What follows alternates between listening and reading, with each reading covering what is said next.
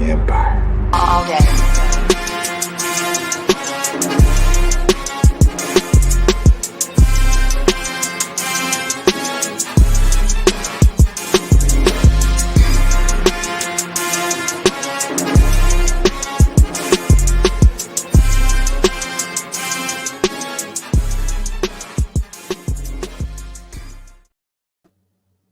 Every time I watch that intro, it just gets me hyped up, man. I'm stoked. It's Sunday. It's Hangar Bay. Hello, people.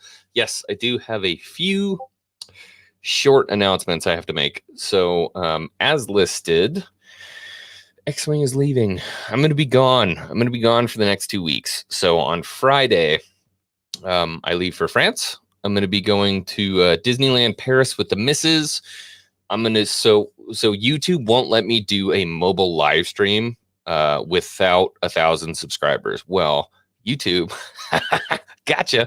I downloaded the Streamlabs OBS on my phone and figured out a way to do live streams from my phone without YouTube's consent. Let's go, anarchists. I figured it out. So we're going to be doing probably just one live stream from the Marvel Hotel in Paris, and then moving into like the Star Wars merch store and Star Tours in Disneyland Paris. So I want to do that just for fun. I think it could be cool. Beyond that, I do have an amazing announcement. I did talk to the elders. I spoke with the Council of the Elders, and I have a very wonderful announcement. We're adding 2 new officers to the Hangar Bay. Average, my friend, you've been around for a long time. There is nobody that deserves it more than you, Average. Welcome to the officer community. You now have access to the war room. You're the big guy. Congratulations. I'm so stoked for you, Average. Beyond that, we also have a returning member who has been upgraded to Officer Kenobi. After reviewing and speaking to the elders, you have been promoted to officer. So congratulations. Welcome to the ranks. We're glad to have you. But without any further ado, this is the Hangar Bay. I'm done talking. My lips are tired. I've been doing this for too long. Let's get somebody else to talk. We've got Lada here. What's going on, brother? What's up? We've also got the man himself, Matt Cave, rocking the Rebel pilot suit. What's going on, brother? And Jake James Lugo also gamers with me. Got his drink. I'm good. I've got a pina colada. Are you gonna living his best life over here? The pina colada. Hold on. There, yeah. I need to go to your house for cocktails. You got a pina colada and a martini glass. Holy cow! Okay. I mean, last time it was red wine, so I figured I'd mix it up. I like Friday is the spice of life. He's got the Superman shirt on a Star Wars stream. You're damn right. It's shame. You know, shame. I have a Batman shirt, but it's in the laundry, so gotta deal with it. Gotta go Superman. Absolutely. Well, you know, was it yesterday or today? Would have been Christopher Reeve's 69th yes, birthday. I saw that. Yeah, he's got the same birthday as Mark Hamill. He's got the exact same birthday, really? Apparently. Yep. Yeah. Nice. I saw that on Instagram. I was like, what? Real quick before we start, I did want to say hi to the chat. Say hi to everybody. Obviously, we got Weaving in here, Gold Package, Matt Rissman, my friend, Alan Copeland, Darth Maximus. What's going on? Average just had nothing to say, but just period. I don't know why. What's up, Bori? How are you doing, brother? Good to see you. Oh, did I say Maximus already? I did. And Graph Web, as always. Oh, Cancel classic. Disney Plus. I'm good with Disney Plus right now because I saw Visions and I'm good. So I don't know about y'all. Oh, I almost missed. There we are. And Nikki. What's up, Nikki? So those were my 2 announcements. I have basically an open forum tonight. There are a few things that are out in the news. We have a Boba Fett special coming November 12th, which I'm really excited about. I think my big question there is going to be, you know, I was really excited for Book of Boba Fett to go into the Mandalorian culture and start to describe the background of the Mandalorians, maybe get some Jaster Mareel, some of that like real thick Mandalorian culture. But I'm wondering, are they going to do that in the special, or are they going to do that in Book of Boba? Probably Book of Boba. Yeah, I'm thinking they would Yeah. save that for some sort of If it's maybe lore. a flashback sequence, lore, Yeah. like maybe even looking Yeah. through some old Mandalore text or something we like have that. somebody. Oh, What up, it's man? The newest holocrons. member of the Hey. Boomer Council, Hawks Holocrons. What's going on, What's brother? going on? What's going on? So, one thing I did want to add before I forget, because I know I'm going to forget, the first chapter of Book of Boba is called Chapter 17. Oh, So- so it's just right after Mando. This is a continuation of Mando, and I know the What? show front runners have said this is just Book of Boba 2.5, or I'm sorry, Mando. Season 2.5. Hmm. So, Cool. thoughts? What do you think? Are they going to get into the lore? For sure. I think so. Yeah. Yeah. That Well, the See, this chapter was- being. Go ahead. go ahead. Go ahead, brother. The chapter being titled that kind of makes me think that it's just going to start right where he's sitting down on the throne and like a conversation between him and Fennec about what the plan really is. That'd be cool. Kind of like a setup for what the rest of the episode's going to be, maybe. Totally cool with that. Or Honestly. Yeah. I think you're all wrong. But some people are saying it's like Mando 2.5, right? So I don't know. What do you think, man? I mean, it is confirmed. I mean, well, confirmed. It's kind of hard to say that, right? But the showrunners are saying expect this to be Mando 2.5. Obviously, the first episode is chapter 17. It's not chapter 1 of the Book of Boba. It's chapter 17 in this book of the Mandalorians. So I think they're going to take this November 12th special and kind of dive more into like Jaster Muriel, the story of Boba Fett, the war of the true Mandalorians, the Civil War, and hopefully explain that a little bit more, because now, Jaster Muriel is canon.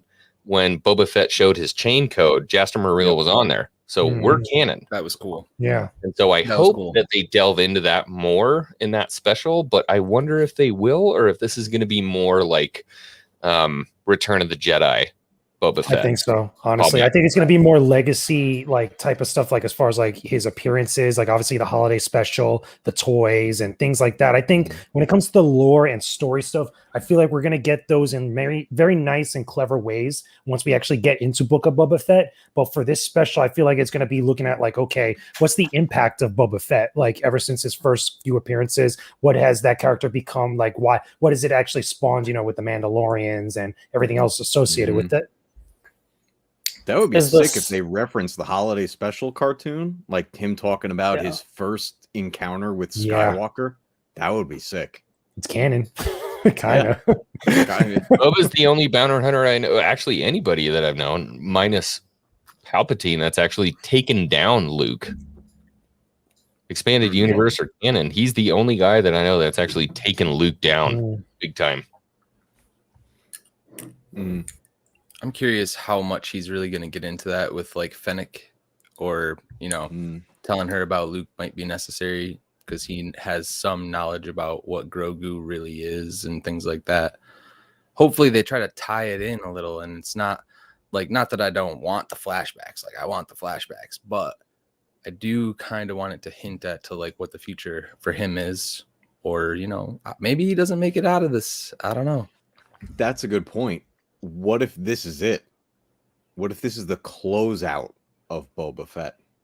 No, I don't want that. Don't talk heresy like that. Is he old enough? Like he could age a little more, right? How Play with old? my emotions. No, honestly, though, that makes sense. When you think about it, here's the funny thing, right?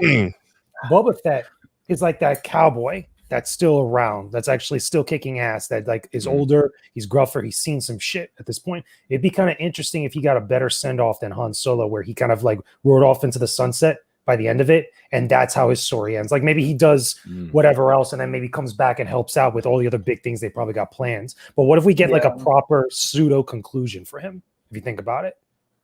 Oh man, you just got like my imagination going, because I just pictured in my head. Imagine the Skywalker saga actually had ended with like Han dropping off Luke somewhere, maybe on Tatooine to visit something, Back at the homestead farm? back at the homestead, or even Ben's home, and then we see the Falcon take off towards the twin suns. That would have been sweet. That would have been That'd real been cool. sick. I'm into it. But something like that along those lines where it's like, okay, like Boba, like I said, he's a cowboy. This is most of the stuff with Mandalorian is based off of like, the vibe you get from Westerns, classic Westerns, from the pretty much the gunfighters that are out in the desert and stuff. So even if we get like obviously like details from the past, like how he escaped the Sarlacc pit, how other stuff was going on before he ran into Mando and things like that, I still want at least a proper like ending point for him. I don't want him to get treated like how we got some of the other legacy characters where he was almost kind of like shitted on, or at least Han Solo was, and the way that he went out. I feel like at least if we could get something that he gets like a big moment, even if he dies, like I'm open to the idea of him dying if it's done in a way that like not only respects his legacy, but makes him just go off on a badass note that's fitting for his character. Something along those lines. But isn't fighting really smart badass? I'm just saying. Yeah. I mean, yeah, that would be. But the thing is, I don't think they they're fought each other and died at the same time, right?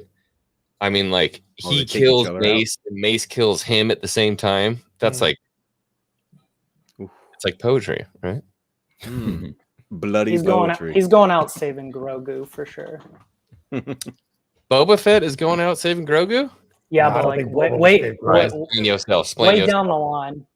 I like this, but explain yourself. Way down the line, because they're not going to bring Boba just to kill him off like one season, into Book of Boba.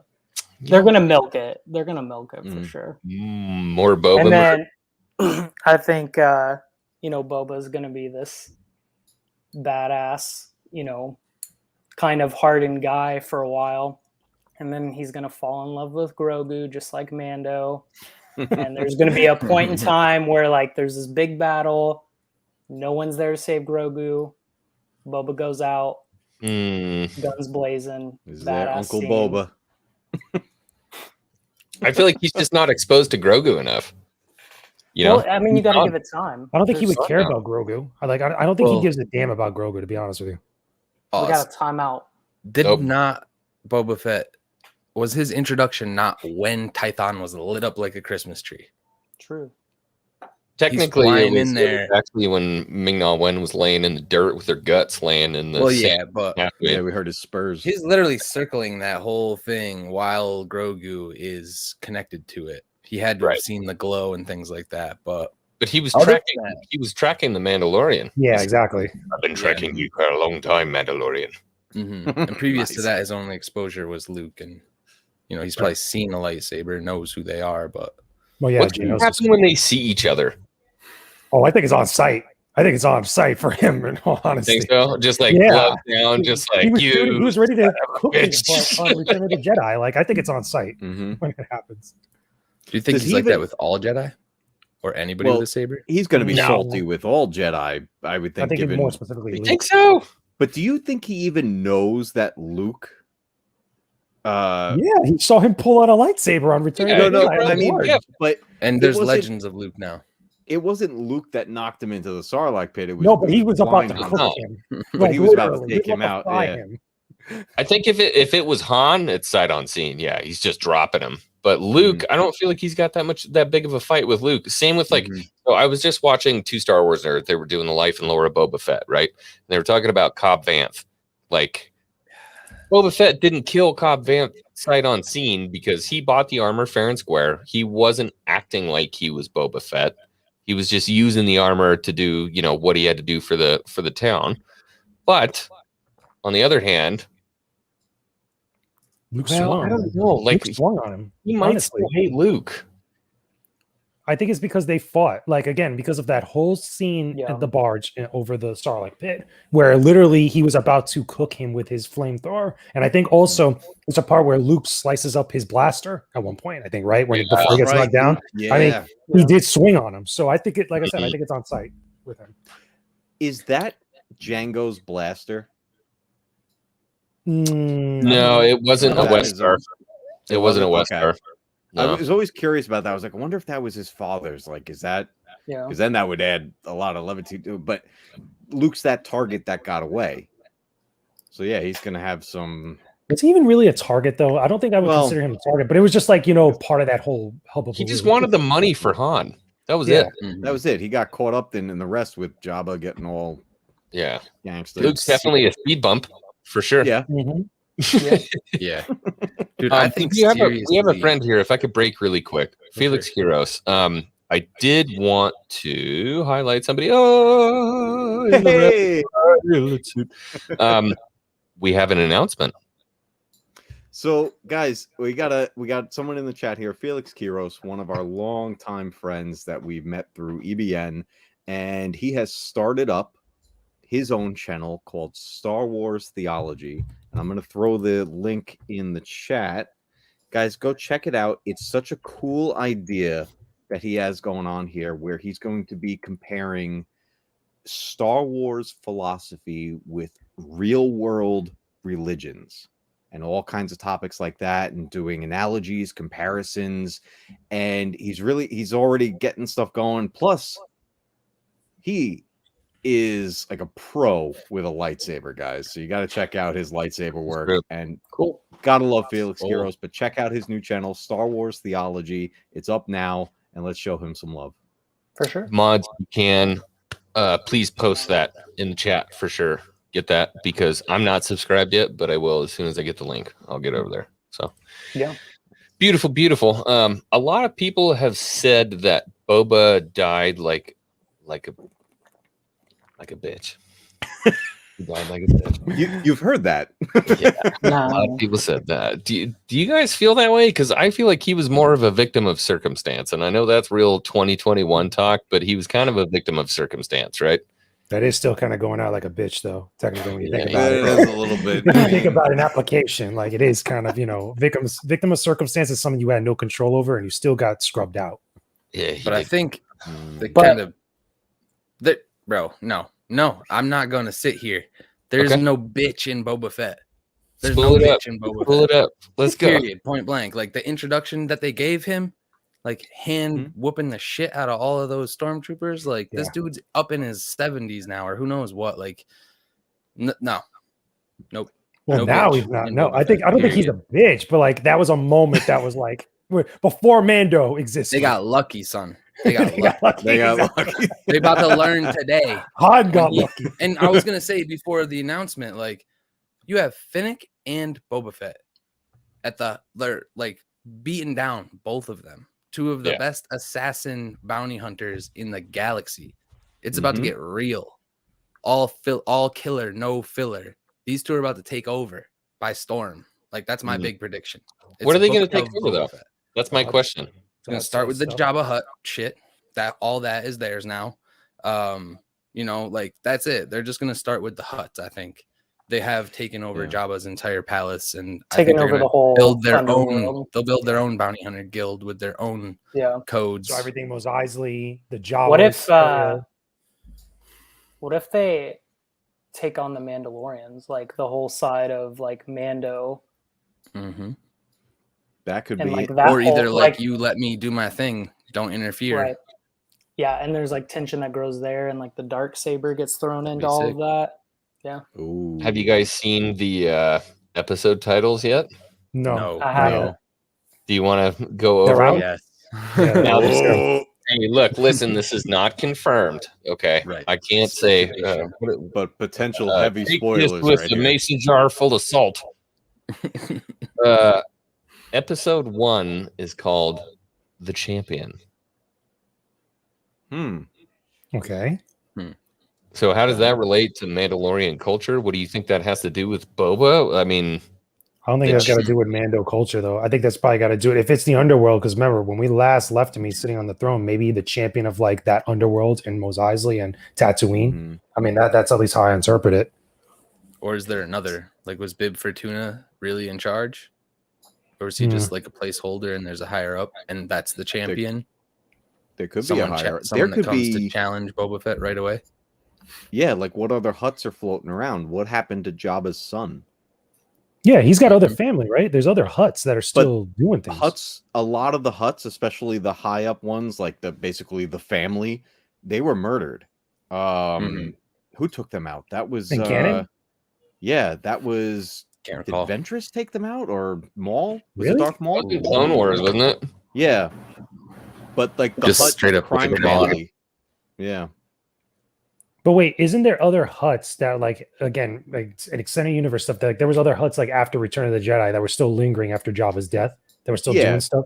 Yeah, they weren't just like on Tatooine. They're all over the place. Yeah, they're all Oh over the yeah, place, right? they have multiple planets. Because what I would love to see, but I don't know if is this officially canon? Was Coruscant destroyed in canon? No, it wasn't. That wasn't. That wasn't. We Palpatine's literally still don't there. know. Yeah.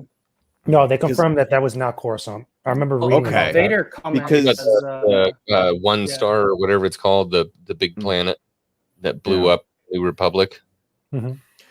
Yeah, it looked a lot like it was Coruscant, but I didn't know if that was yeah. considered what that would be. But well, I guess you know what? That's much later anyway in the timeline. But Yeah. Right. Coruscant Underworld is one of my favorite things in expanded stuff. And if we even see Boba go like leave Tatooine, have some dealings, like get some like level 1313 type stuff going on. One of these Yeah. shows Awesome. better go back. That'd be really cool. One of these shows better go back to damn Coruscant Hell or yeah. anything. Well, so didn't George like have a TV show lined up? Yeah, Like that was the original Yeah. concept for that TV Yeah, show. scripts, Yep. everything. I Wait, want to wasn't see there also concept art too? I want to see some flashbacks used to de-age him a little bit for Django, That would be great. like Open Seasons comic. Well, I guess he's like a child in that, but I don't know. You know, Would love Tamara to would be get- all over that. Yeah, I would love something like that. Or Dude, maybe him like Daniel interacting Logan. with Django as a kid. Back Daniel Logan and have him play young Jango Fett.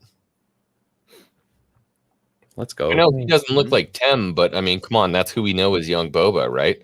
Yeah. So Mhm. young Django Yeah. in Open Seasons and have Jaster Muriel there and do the whole kit and caboodle. Like, let's go. Do something. Of course, we're gonna be happy to see that. That's cool. Man. I'm trying to follow the Nikki and Felicity, but they're just having like their own separate. They're doing their own stream. There's a whole separate show going on in the chat. They're randomly like, "Oh, hi, Xwing." So the thing I want to see, I think more than anything, I have to see some kind of a development from the Mandalorian Civil War. I feel like that's so important. We're moving forward with Mandalorians now. So like, we're not really focused on Jedi. We got Luke, which was amazing, but we're focused on Jedi. We have Boba Fett and we have Din Djarin. Those are basically our two main characters for Star Wars right now. We've got Mandalorians, but we've done nothing to explain why is the Darksaber important? Why are people fighting over it? Where's the Mask of Mandalore? How does this evolve into something that we care about? And I feel like the way to get viewers to care about this stuff, if they're not sweaties like guys on YouTube on Sunday at 6:30 talking about Mandalorians, like how do they get them involved? And I feel like explaining the story of the Darksaber and understanding Mandalorian culture, the Mask of Mandalore, the Mandalorian Civil War, stuff like that is going to invest people in it. I could be crazy. Maybe people don't give a crap, but I mean, are they going to do it? They have to in some way. I mean, we built this story up in The Mandalorian season 1 and 2 enough to bring general audiences into interest. They're at least curious, what is all this about? I mean, us that get real sweaty about it have been through things like playing through Star Wars Galaxies and joining Death Watch and all of this stuff. Like we played Knights of the Old Republic and seeing this lore happen. But if they don't connect it at this point, like you find this is the first I heard that it's episode 17. I didn't know that. Yeah, So now I feel like those connections, chapter 17. So I feel like those connections kind of have to happen. Like, will we see Din in the Book of Boba Fett? Will we see there for sure. That's confirmed. Bo-Katan, you know, like I think we're gonna see them in some form. Yeah, Crazy person. Din's going to be there for sure. He's filmed episodes for Book of Boba, so he'll be there. I think they're gonna follow through with all these lines. And Boba Fett was the one who said that planet is glass, or the Empire turned that planet to glass. So like he knows everything there is to know about Mandalore too. So it's not like he's just kind of been stuck there. He's paying attention. He's been keeping up. We're going to have something to say about that in a minute, but episode 2 is called The Assassin. So immediately my mind goes Fennec Hand. Yeah. To who? Right. Fennec. Fennec Hand. Oh, mine went to Cad Bane. what's his name? Cad Bane. Yeah, I was going to say the next Yeah. person. We're supposed to have Cad Bane. So, I would but love to see Think Cat you're gonna Bane. do that in episode 2? Maybe Yeah, intro. all killer, no Intro filler. Her name is the assassin, though, too, isn't it? Yeah. Her name. Yeah. All right. Well then Mhm. take a thumbtack and stick that on the wall because we're gonna keep moving. There is something that might interest you later. Believe me, these get better. What was that one called? The Assassin. Hmm. The assassin. Bookmark that. Now the next one is called The Syndicate. Ooh. Ooh, okay. Ooh. That's interesting. I see either Crimson Dawn. Yep. yes, Actually, I Yeah. only see Crimson Dawn happening there. Or Bro, yeah. Kira. Yeah, Kira. I mean Maybe. they brought her back. So Yeah. at this point, Maul's They're dead, going to. but Kira is not. what I'm if gonna we just say got a it now. flashback of Maul for that episode? Hmm. Talking It would to have to her. be a That's her flashback. kind of. Yeah, that's like her her segue. talking to him. That's yeah, her like her segue. segue. Yeah, Let's like go. there's like the episode starts off with her like talking to someone in the shadows, and it's like a little outline of Maul. Yeah, Yeah. these are not confirmed, by the way, Mando Mike. This is speculation. So this Well, came from Slash Gear. Actually, it came from a couple different websites, but this is apparently what they're. If these are wrong, I'm gonna laugh. Yeah, me too. Well, that happened for Bad Batch too. Yeah. Remember? Yeah. We had like these episodes, and I think 2 or 3 of them were wrong, but a bunch of them were right. So I'm real late. I like butter. Good for you, man. Hey, all right. I do too. I love really do too. Yeah, I'd see them all back for sure. Yeah, Book of Boba's November? Or December. oh no, December. December. December is the same. It's right when The Witcher 3 or The Witcher season 2 comes out. Oh my god, I forgot we were getting. December's gonna be awesome. That's a time for a different stream. I love the. Okay, so Hey, after, go ahead. Real fast, I just want to follow up on the source because it is coming from Giant Freaking Robot. They're kind of newer on the scene. Not a lot of like love going their way, I guess. But No, they are not. again, just speculation. They cite people sometimes like we got this covered. So It's too hot for this. Yeah, then you got to take it with a lot of salt. The love of God. It's just fun. for Yes. sure. So speculation. Let's go. I'm not expecting to be on the front page of NBC tomorrow morning. Like, You see Xwing right on the front page of IGN talking about ooh, breaking stories, rumors. Hey, So, I would how love an dare you. article written about me if that's what it takes. I just There you want go. a Melvin video. Ladage, wrong. You've not even looked at it. Fucking Knights of Melvin. Okay, Yeah, so no, I would love for Knights of Melvin to make a video about me. If you're out there, Knights of Melvin. episode number 4 is called The Battleground. Okay. All right. Who's fighting? That's the thing you got to think about. So who's Boba Fett in All Out Battle? Whoa, Ooh. Robin? Uh-oh. what was He's that? good. Technical Little hot difficulties. Okay. What Hot happened? mic. So the battlefield, who would Boba be in open battle with? Because I don't think of Boba in, like open battle. That's a flashback. Anybody? Mm. You think so? A flashback. Who's he fighting with? Could be when they really destroy Mandalore. Maybe. Mm. Or who would have beef with him that's not anybody that we already know that we could think of that would Almost have a problem? everyone that's Oh, about. well, yeah, if you think about it, but like who can realistically is like, okay, who could come from either the comics or come from other stuff we haven't seen in canon yet, or at least in live action, that would actually go after Boba Fett and Fennec right now? What about Dengar? Some sort of beef. Dengar. I know he Bro. saves Is him. Bosk around? in Like, the- at this point? Dengar's this homie. I know, but like, what if there was something that made them not homies? Like, what if? The 30 extra Mandos.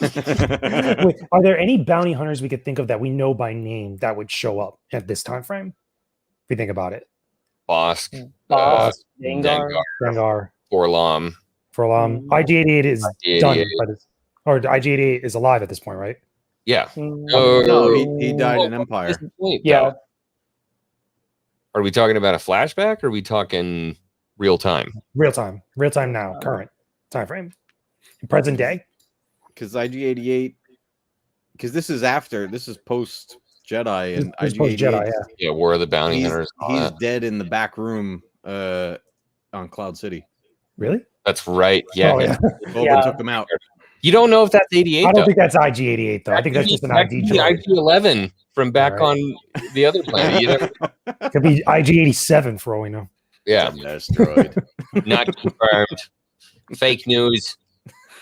Okay, so this moves on to now. Now it gets interesting.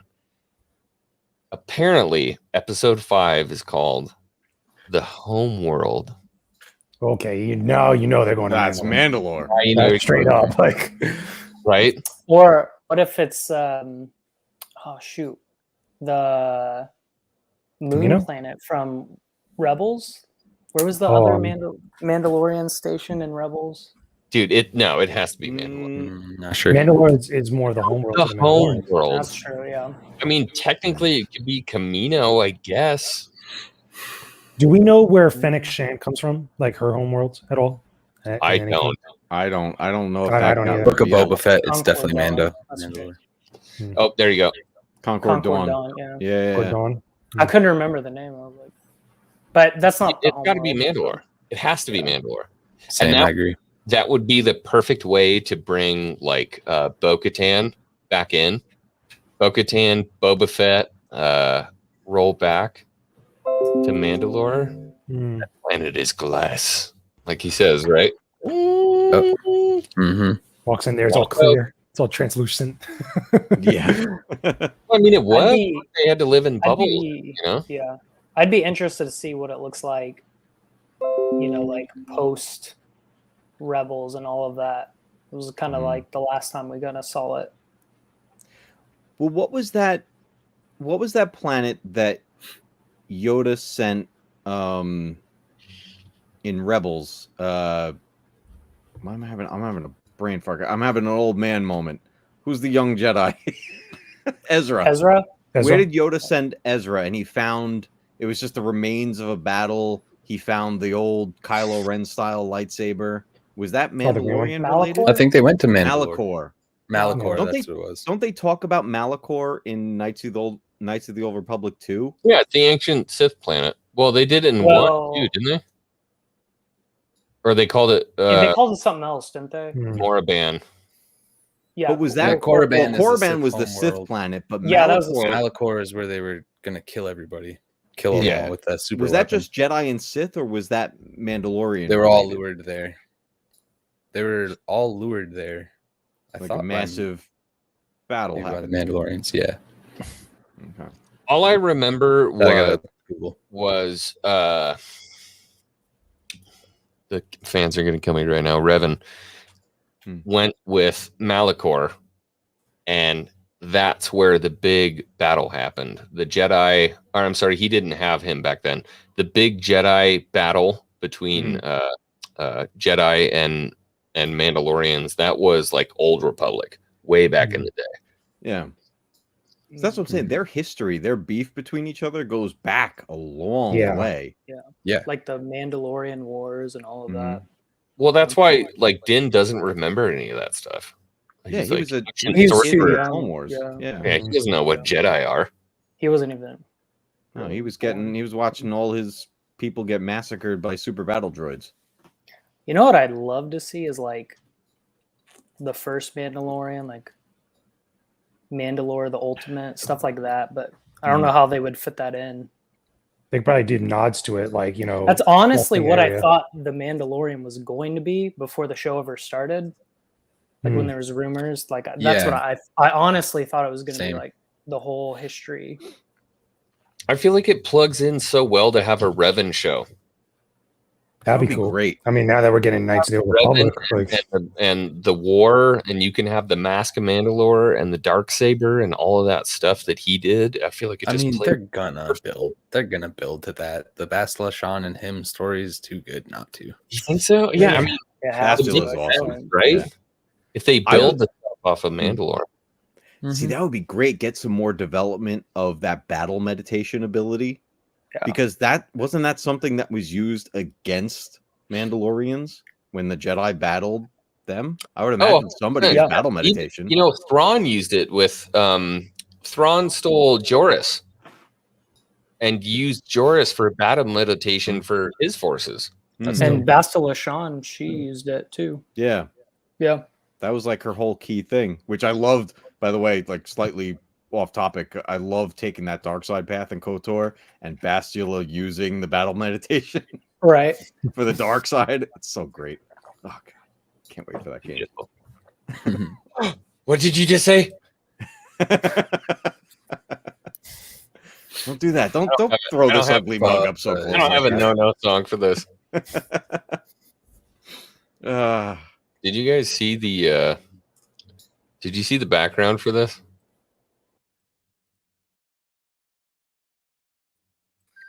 Is that Jar Jar hanging in the back? Luke is just like Luke everyone's here. It made me so happy. I love it. Yo, Weavin. What's up, brother? Damn it, I'm late. Sorry, just finishing work. I know how it goes, man. Yeah. I was cutting tires in the yard all day with a grinder. I'm just like, I'm nasty. But you gotta hang out with the homies. So moving on, we got the home world. Now, episode 6 is called The Warlord. So somebody bad, whoever the antagonist is, maybe. How did you get there? So, like, that was mental gymnastics. How did you get to somebody died from the Warlord? No, I didn't say somebody died. I said it's like somebody bad. Yeah. Somebody bad. I thought you said somebody not died. somebody died. Like, no. Okay. All right. So somebody bad. Yeah. Who would be the Warlord that could challenge now? We're in how many episodes? We're in 5 episodes now. What timeline are we in? It wouldn't be Cad Bane. I don't think Cad Bane would be a warlord. He wouldn't be. It could be somebody else. Moff Gideon.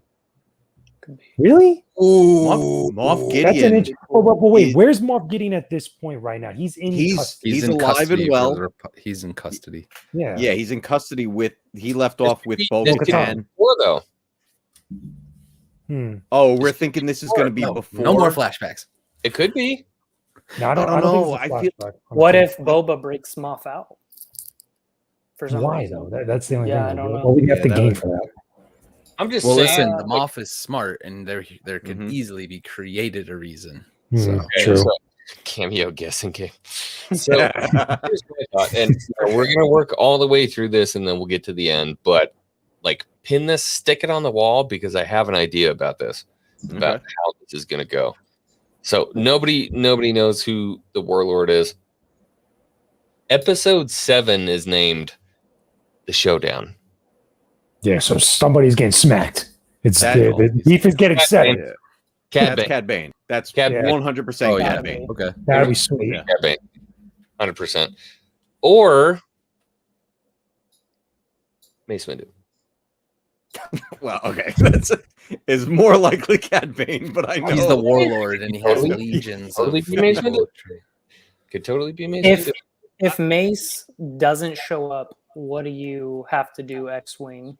Like, there's got to be some sort of consequence for you. I'll like ever or in this show? No, you really think he's showing up in this season? I've been spewing this through like every YouTube channel that like I'm a part that's of. What I'm saying. Like, so that's why I'm like, if you're wrong, we gotta put like stakes on it. Here's the deal. You need to know this too, Ladaj. Star Wars Meg feels the same way, and she's like famous. So if I, she's got to be. She knows, dude. Trust me, bro. She does. Trust me, bro. Sources. I mean, he kind of is the man when it comes to this I stuff. want it to happen. I don't know that it's going to, but I mean, I would love for it to happen too. I think it happens. I would love to see the episode. The Showdown totally makes sense, but there is one after that. Let's hear it. Episode 8, the finale, is called The Hunter.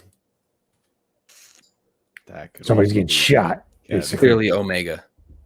Omega. Oh, you break my heart. Why what you? If the Showdown is just a filler episode? How mad would you be? Oh God, you don't need It no could- more of those. If you probably just accurately described what's going to happen. So, Like that's the only filler episode. Like the yeah, entire. Goes Bro, on it's a gonna- man note. It's gonna be Hunter. like a bug. He's like, oh, you got to squash this bug and get the stuff out of him. It's the hunter bug. Like, You know what? can be Here's a different Hunter. spin on it. The showdown, I say, is Cad Bane versus Boba. The hunter is Boba fully getting back into action on a target somewhere, like something that leads into Mandalorian season 3 for his reason for being there. I don't think we told the Chad the last episode of the hunter, did we? Yeah, Did I? Didn't you just Yeah. say yeah, that? you did. Yeah. yeah. You just said I'm retarded. Did so- I don't know if I just had a force vision. I don't know what's going on. Man, will I lose my memory like that when I turn 30? Yeah. Dude, I'm Hey, just look good. I'm like a week away. So Oh, good. You know what? Hang on to that week as long as you can because I'm 39 now and on my way to 40. And let me tell you, He's senile. everything hurts. I don't know. Everything hurts now. So. 30. So there's no Oh. way that the Hunter can be Hunter from Clone 99. Oh, I didn't even Oh. think I of it know, that way. like I don't know if you guys I are didn't hearing know me because I that. kept saying I don't Hunter want and Hunter. And Hunter? that would be I something. don't want it. Yeah. Yeah. I think the Warlord, like, just because it says Warlord, I wonder if it's going to be, what was her name from Mando? Get the Beskar spear. Oh. Didn't. Was a weird name. Oh, the one that um, Ahsoka Tano fought. yeah, the Ahsoka episode. But she's was dead. very- Wait, I thought she's dead. Yeah. She had a very, like, man name. It was a very like human, like generic. Stop. But she, you know what? She was working for Thrawn. So is Thrawn Right. the warlord? Yeah. That's No, true. he's not a Warlord. But, hey, interesting take. What if the Warlord brings us to the showdown and that's Thrawn? That would be sweet. The Hunter, the end of the series, the Hunter is Thrawn because he's hunting for the Jedi. They're I don't not know. putting That Thrawn sounds a little in far this. fetched. They're I think saving the Thrawn. Warlord would make You know more they're saving sense. Thrawn. Because then we're saying like Book of Boba Fett acts as a segue to not only Mandalorian season 3, but the Ahsoka series as well. Hawk's about to shit his pants. He's gonna say, "Go ahead and send it." But You're starting to sound like Mike Zero, bro. How intense is this show gonna be? We Trust me, have bro. fucking, Trust me. we have goddamn Thrawn and Mace Windu now. Like, whoa. And Let's just do it all in this show, and we don't have to make any of the other ones. Okay? well, where did Thrawn first show up? Mando. Yeah, but he Confirm. only- Sure, More it was Name by Ahsoka. name though. For sure, it was Ahsoka, and that's directly tied to Ezra, and Ezra's not tied to Boba. Like, Okay. they're saving Thrawn. Maybe they Yeah. say his name again. Maybe he's the Thanos of this shit, and they just keep dropping his name. Mm. I don't know. That's Agreed. too much. I It's too feel much, like they're man. going to avoid pretty much all Jedi related things in Book of Boba Fett. I think this is going to be a crime syndicate based show, like underworld, shady stuff Yeah. going on. Mm-hmm. Which, in all, personally, I'm all for because when they announced 1313, I was so psyched, and that's what that was going to totally be. But then it got Disneyfied and it was disappeared. But I think that's what this is going to be. It's going to be straight up underworld, like Godfather, Goodfellas type stuff in the Star Wars universe. Mm-hmm. yeah, I'm I liked getting your hung up on idea of Coruscant. Like, I really hope that happens. I would love I to would see love that. that. Coruscant Underworld, or even take I would say the next best thing, Nar Shaddaa. And It'd both be of interesting those to can't see be if they in go to Andor. multiple places. Honestly, like instead of just staying in like one or two, like actually take us to multiple planets. Yeah, he's got to travel. We got to see Slave One. And, We got to see some. We got to see some shots of him going all over. Mando was at a different planet every episode. Just about. Yeah. Really? Yeah. Fair question. Luke and Book of Boba. No, No, I I don't do think think we that's get going to them. happen. I don't think we get him at all. I'm gonna say yes. I say yes too. Oh, Just going with a yes. Really? Fox. You think they're gonna Yeah. deep fake Luke the whole time? Bro, Yeah, they that's why didn't they got Yeah, the they have YouTube. to. YouTuber for no fucking reason. I don't think he's in Book of Boba though. Show I him think up. he comes in Ahsoka. Right. I think he comes in He's something totally in else. it. He's in Honestly, it. He's in it. I think Luke will be. Leave the more wholesome stuff for Mando. Book of Boba Fett.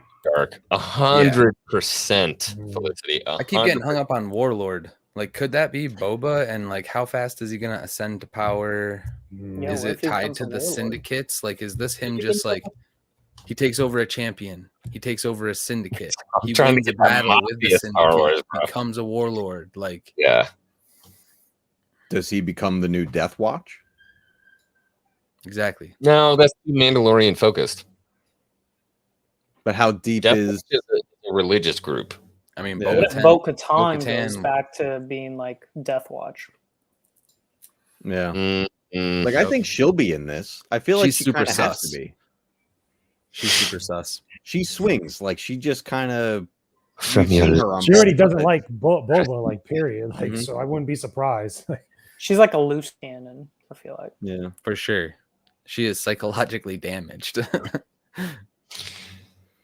She was like that before anything that happened to her, though. I mean, yeah, she's been through so much, and in the name of Mandalore, like she's only lived for Mandalore. That's like what I love most about her. It's her character. sole She's purpose. Yeah. sacrificed her family, her life. Mhm. Like it's all been just to maintain that stature that they used to have. She needs that dark saber to keep Mandalore. Like they don't have any power Yeah. without that. I like I this agree. comment because I feel like this is the same as like Darth Vader. Luke Yes. and Vader are now. Luke has turned into the new Vader for the new Star Wars, if that makes sense. So, like, Mhm. 6 years ago, 5 years ago, Vader was still like, oh shit, Vader. You have to use him sparingly. But Yep. now with this new universe, it's the same thing with Luke. You have to use him sparingly. So, like Yeah. Rogue One, when we got Vader with that hallway scene, same thing. And literally, like poetry, it rhymes with Mando. We got him sparingly. Keep that energy because Mhm. I feel like if we get deep fake Luke constantly, if we see him in every episode, it's going to cheapen Luke. Yes. yeah. 100%. I think Well, so. think about Vader. What he popped up 2, maybe 3 times in Rebels, and every time it was so impactful. It was like probably it some of made the best sense. sequences. More than Yeah. anything else, it made sense. Like I feel like that's going to be the same thing, obviously, with Kenobi when that show eventually comes out, where we see like how that progresses. But even with this, like whoever we get that, as far as characters that are going to be impactful, that are going to Mhm. really like do some stuff like that, it's going to make sense. Can't just Yeah. throw them in there for no reason. Just show up Exactly. Yeah, they can't be in there for Member Berry's sake. They have Yeah. to be Member written well berries. into this. Good word usage. It's the word of the day for me right there. I'll write that one down for later.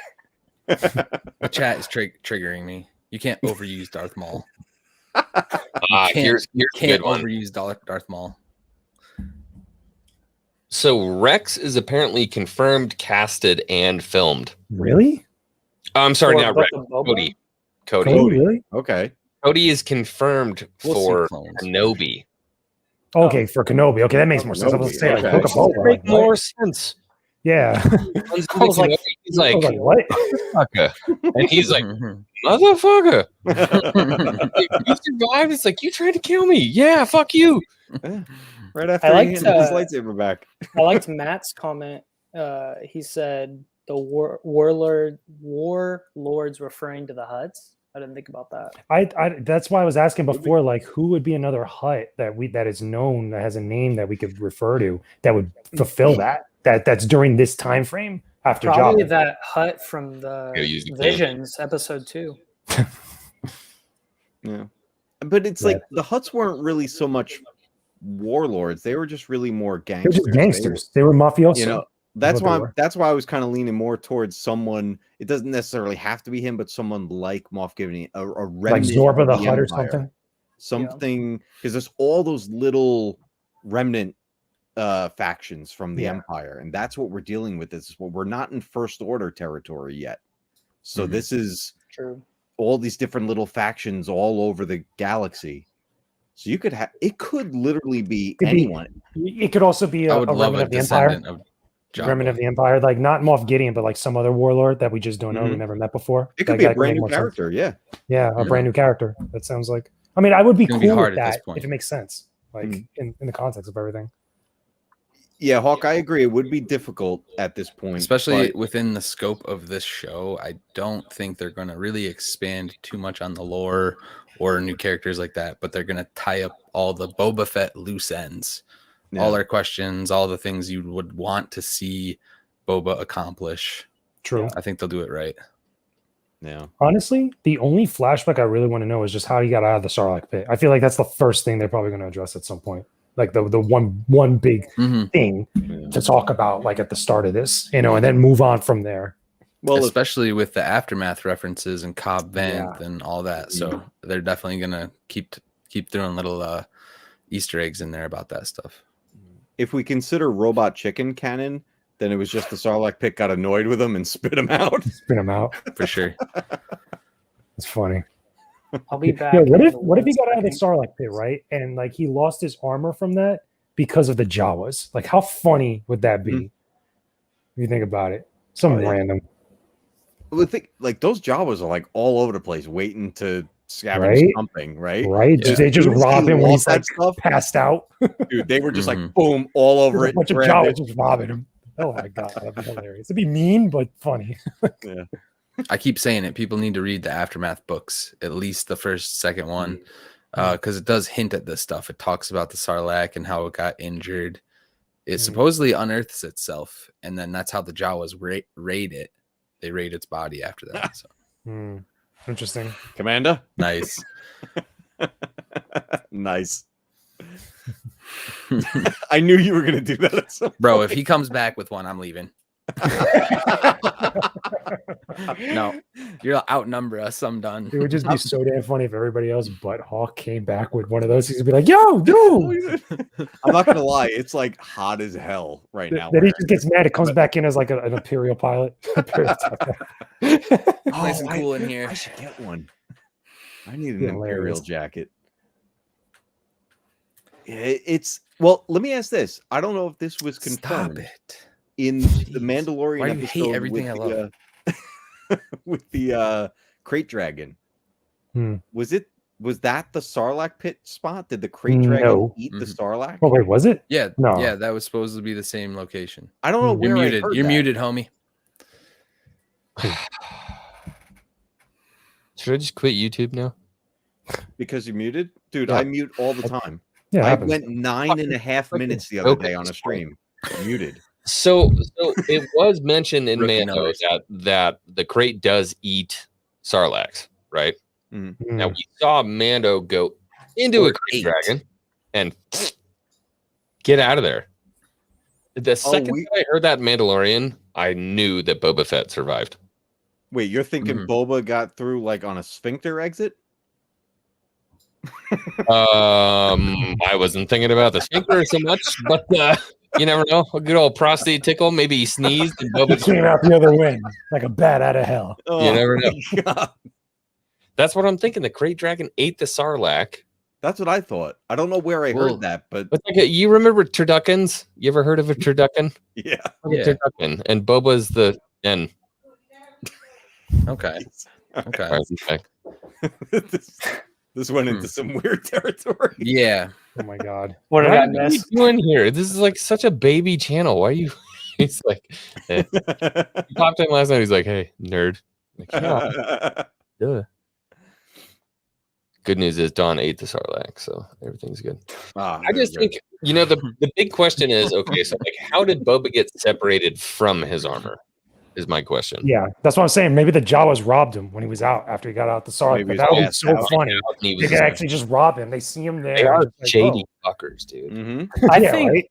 I think it was just like his armor was so hot from like the acid, he just like took it off and Yeah, was he just escaped so with that one. like, yeah, I think he was just so barely hanging on trying to survive that he like took it all Well, I off. mean, you saw And his then- face, right? His face was all, Yeah, he had burns. Yep. yeah. Mhm. And then I think what's his face? Why am I blanking on his name? Mando Yeah, season that was a one line. Mm. picked Cobb it Vanth. up. Yeah. Cobb Vanth. I always wondered why he didn't try to jump him sooner. Like, there's got to be something there. Yeah, I don't know why. Why it was just so conviently timed out. You know, he was what I mean? watching for a while. You're right. Like, he knew. But why never Really make a knew. move? Yeah. Sorry. You know what? Boba though, he's big on respect and honor. Maybe he appreciated what that guy was doing for that town. Maybe he was just kind of letting him roll with it until pick your moment Yeah. and get it back. No, I think so. Yeah, because he's on Tatooine, and he knows he has it. And the big question is, like, yeah, why didn't he go and find him and just grease him? Probably because he was wearing the armor. Kind of hard to kill somebody in Beskar armor. Yeah. But beyond that, yeah, you're right. Maybe, he was happy to see what he was happy to see. What he was doing. That doesn't seem like a Boba. At the very least, Well, I think, like you said, Matt, like he respected it, and then once Mando picked it up, he was like, okay, now it's time to come get it back. Yeah. At the very least, That's they logically, showed that makes Cobb sense. Vanth actually using it, showing that he is a threat. Because to me, homie wasn't a threat; he was a front. Like, he used that armor as a front. So, Yeah. Which then I feel like Boba wouldn't respect that. That's a good point. just why did he wait? I don't know. I feel like he'd probably like at least talk to him. I feel like he wouldn't just let him just do that and have people thinking that it's him. Like, I feel like they probably had a conversation off screen at one point. I thought that at one point too, and he helped him hide from the Empire, etc. Exactly. Oh, that's a good point. Yeah, that is a good point. Yeah, I What's never the really name thought of the about guy that. from the comics who stole his identity? Oh yeah, Yeah, that was That's another right. one I'm not familiar with. I remember his name. yeah, stole his identity. We were forgot just about talking about it. I can't remember. Anyway, that was the difference. And people were like, why didn't Boba just ice that guy immediately when he saw his armor? A, it's hard to kill him. B, I don't think he was like that mad at Cobb Vanth for what he was doing. Cobb Vanth bought the armor fair and square. He wasn't stealing his idea, Yeah. He can fight. There's something else there. There's got to be some other piece Fennec's of info. help. Yeah. Yeah. Oh my god! I just figured out how to turn on the chat with my projector. I don't know what that means, bro. I'm with him. Yes, that is awesome. I'm thinking Boba and Bosk for sure.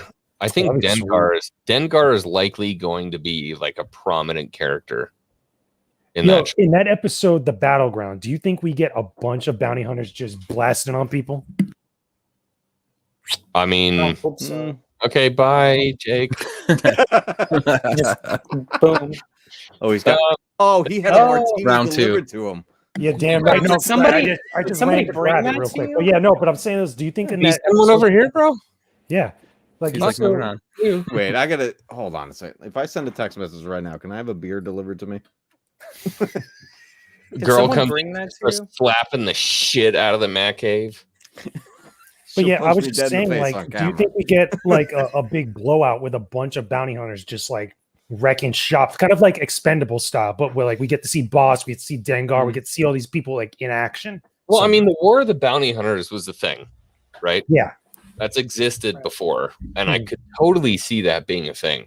So, like a good plot arc for Book of Boba Fett, if he was going to talk about why he's got issues and why he got out of the bounty hunting game, and now he's doing what he's doing, is that he and Bosk and Dengar and Forlom and IG-88, they were all trying to get Han Solo or Luke or whatever the case may be, and shit went sour in between them, and now they're fighting each other.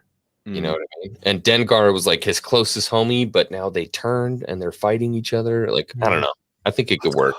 But Be interesting. go for it, Hawk. You had something.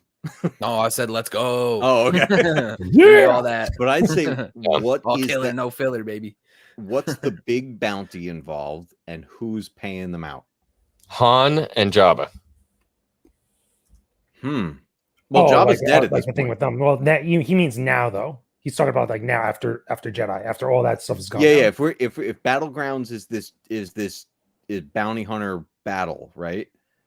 I feel like there has to be a common something. There has to be a common bounty, a big bounty involved This here. could be a flashback. Also, This could be about Han Solo. I don't think this is a flashback, to be honest with you. I think we're going to get very few flashbacks in real talk. So now we got Thrawn, Han Solo, Mace Windu. My gosh, where's the list end? Luke, Luke. Leia with a lightsaber. Yo, but people really do think that Luke and Grogu both appear in this, so that's been I'd be talked shocked about. for Grogu, but oh, I got it. I figured it out. I know what Battleground is. They're all good. There's going to be small platforms. It's going to be one-on-one fights. They're going to use Terrascasi, and if you fall off the platform, it's a ring out. turns out the Book of Boba Fett is just an dip the advertisement knuckles in for Star glass. Wars Hunters on the God. Wii. Oh God, that's the last thing I need. Just shoot me in the face. No, I don't think that's what. Gosh, I feel like I shouldn't say that because it's going to get clipped. I'm like, that's not what's going to happen. And then 3 months from now, they're going to be like, Ah, caught you. Gotcha. I think it's going to go back. I think it's going to be a lot of flashbacks. It's going to describe the War of the Bounty Hunters. When it comes to chasing down, you got Han Solo and Carbonite. People are going to be fighting each other. We're going to get Dengar. We're going to get Forlom. We're going to get IG-88. We're going to get Bosk. It's going to go over all of that stuff. And then we'll wind up with why Boba Fett is acting the way he does when he meets Din. This is going to be a reconciliation and an explanation for why Boba Fett is the way he is now and why he's repainted his armor and what his new goals are. That's my thought. I like that, but I don't think it's going to be done or shown or told through a lot of flashbacks. I think you get a lot of dialogue between him and Fennec, but also little moments with whoever else he's talking to or whatever else is going on. I don't think you're going to get a lot of flashbacks. I think you get one main flashback, which is the Sarlacc pit. I think that's the main one you get. Tamara if said, any. he's like, this is a lot of flashbacks and a lot of stuff just filling in the story between what happened between Empire and now. Tamara said that in an interview. You think we'll get any flashbacks to the Empire time? Like when that's what he Vader's was like saying. assembling, that's what you're trying to say. Like when he's assembling all those bounty hunters in Empire To go after Han Solo. 100%. I think Dawn figured it out. Hashtag Mace lives. Boba saved Grogu from orders. That's why he painted his armor all green. Yeah, it was in honor of Grogu. Yeah, it was in honor of Grogu. Oh God. Holy shit. We just solved it. Unreal. And so instead of pulling up his Jaster reel on his armor there, he's pulling up Grogu. Jeez. Dead chat. Anyway, chat, I want to know if anybody does know who Jaster is. Are we going to get Jaster in the special or Book of Boba Fett? 1 for the special, 2 for Book of Boba Fett. I'm interested to see. Is the special... Yeah, talk to me about Not to that. burst your bubble, Xwing, but I feel like the special is just going to be like a special little, like scene from Boba, like that's kind of act as a trailer. So They what described I've what it is? heard, I haven't done a lot of research on it. From what I've heard, it's supposed to be an hour-long special about Boba. Yeah. Oh, okay. Like a behind the scenes Yeah. sort of deal. Okay. Yeah, So I tell didn't me know. what- I didn't hear anything about it. Oh, we're totally getting a trailer then Oh yeah, of course. with that Hands special. down. So If that's the It's case, gonna if be it's- like the special they did with Luke from that whole scene. Literally how it was made. That's at least what I'm expecting currently. Okay. how dumb would you be not to release the trailer right after you hype the shit out of the character for the show? yeah. Right? Bro, but I'm starting to get scared, like Rizman, man. Like, why do you need the hour-long special? Why do you need all the hype? Maybe there's just a lot to show because that Luke Skywalker special did big numbers for people. Like a lot of people watched it. I mean, granted, it was that scene, and I it was just Luke hope it's not Skywalker. like an hour of people just talking about the show and them showing nothing. Yeah, them I'd showing be a part of that. choreography cuts for and sure. stuff. Yeah, or like Yeah. just showing The filming. Boba from Mando. Yeah. Season 2. I feel Oh, like right. it's going to have to be just more of a deep dive into the character himself, because you look at just general audiences, how do they know Boba? That's true. From the brief couple of moments you get him in the original trilogy, and that's it. Yeah, Yeah, and Some people don't even realize. I don't think that, like very casual fans, don't even realize Boba was in the prequels or forgot. Mm-hmm. that's sad but true. Honestly, Yeah, Yeah. because some people are just like, Favorite oh, Metallica oh song. yeah. Mm. Star Wars fans hate younglings. Wow. Say But something they keep about saying Star Wars is for Commander. kids. It's a confusing Mandalorian. message. Fucking say something about a Dante Commander. Oh God, I saw a TikTok that was related to that one Fucking time. Dreams. Everywhere I God. go, he's like, Commander is so dainty. So dainty. What a dainty commander. It's funny. People will trash Lucasfilm as there's nothing substantive in the special. That's gonna be anything. They're gonna try something about Yeah. anything. They're gonna try something if it's good. Yeah. They're like, That's yo, why it's I'm like, too why good. bother? What's wrong with you? I know Yeah. I'm already seeing people trash Mando season 2, the end, saying Luke should have never been in it. So stupid. Of course. And That I'm was like, bound to happen. what? That was the most one of the be most friends hype with those moments in people. Star Wars history. Period. Was that whole thing? Everybody reacted. It's crazy.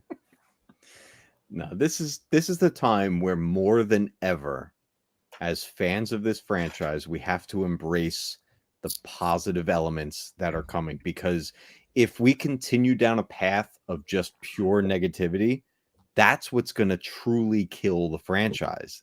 Then it's gone. Yeah. Well, just be I patient. I would disagree with you. I like the way that you say it. But to be honest with you, any press is good press to somebody who makes money for people watching stuff. True. And This is true. yeah. Bro, not in this instance. Star Wars But has got we're big fighting out the of a good hole. fight. I mean, we've had enough with Star Wars. Like, I think Star Wars fans and Star Wars community and just the fandom in general has been probably the most disrespected fans in the past like decade or two. You know, besides Star Trek fans, the main thing is that we sometimes, you know, we get into petty like arguments back and forth over nothing, and it's usually not always our fault, and we just get the blame for it anyway, and that sucks. And nobody's Like, guys wrong. telling me, like, either. And nobody's wrong. Yeah, for like no Yeah. reason. I don't know what it's that's. stupid. It's very stupid, but you know, we got a lot coming. Yes. And I think we have a I lot of just good think- coming. Yeah, This year is exactly. gonna be absolutely insane. Just be Yeah. patient. So It's gonna anybody connect. who like sort of established a channel in the slow times for Star Wars, Mhm. like you guys are gonna You about to eat good, big time. have a lot of fun. Yep. A lot of streamers are intentionally negative because it gets views. That's not true. I could speak to that. That's not true. There's some that are, and usually they're the loudest because What not Not always. But they're just opinions too. I don't really Yeah. think it's dude. There are tough, man. so many. channels. There are some, not a lot as much as people might think. There's a lot more positive ones that just get drowned out by the loud negative ones. That's the problem. Like there's a lot of positive people that just ignored. That's the crappy thing. Yeah. Well, I don't people know, man. I don't see wanna- 50-50. people don't want to see like, oh, this was really good. People don't go on like Yelp. No, you see for the They're drama like, sometimes. "Oh, it's a nice, Not that's a all, not nice all the time, restaurant." but like People go on Yelp to be like, oh, they tore that restaurant apart. I'm not going there. It's way more entertaining, you know? Yeah. But my view on it is just stay patient because Mhm. 5 years from now, 3 years from now, when they do make it all make sense and all you did was build your opinion on that one thing that has now been closed off nicely and you enjoy it again. I don't know. Maybe I'm just too optimistic. It's tiring being pessimistic, so I'm trying to change my attitude myself. I mean, there's a difference between negativity and criticism. So exactly. it's just, Yes. True. Very true. agreed. Yeah, I there's think plenty. people mix up the two way too often. Yes, Yeah. that's a very good point. There is definitely a difference, but there's plenty of channels out there that do focus on the just trash everything negativity, which I don't blame them. That sells. Because think about just some of the titles that get posted up and a lot of it's just to lure in, and there's a lot of people who will cling to that negativity because it's easy to do so. Yeah. Because Yeah. they're bringing up those feelings that we have about a lot of this, even though we're positive and we want to be positive about it. We're feeling a lot of that same stuff, whether it's deep down or maybe it's closer to the surface. But as you said, we're being patient. We understand that there's good coming and we're willing to wait for it. What's My really biggest- funny. Oh, go ahead. Sorry. Go for it, man. Finish if you were. What I was going to say was that my biggest issue with the Disney version of Star Wars was the fact that things were rushed. Like they didn't think people would be willing to wait. But it was wow. Ryan, yeah, right, Ryan. Come on. No, I agree. I think he does. Honestly, Ryan, I think Ryan brings up a lot of great points in his He does, conversations. but they're logical. Like you can't use and it logic. comes from fair. a place More of than anything else, they pain. can be fair. That's the thing that I think a lot of people get away from. That a lot of criticism, good criticism, is stuff that's fair to both sides of it, but also that it's trying to actually make a point. And the problem is that everybody gets mixed up with all this stuff because of all the loud noise on social media, where everybody gets painted with a broad brush, and all of it just gets lost in the shuffle. Yeah, but I mean, Marsha also like shit all over the prequels too, and I fucking love the prequels. But yo, she helped make episode 4. Like her opinion, like right next to George when you really think about it, because she touched. She was making Star Wars like in a way. I'm sure Like, she had bro, like a 3 vision. weeks ago, who the fuck had Marsha Lucas in their mouth? True. Yeah. Giggity.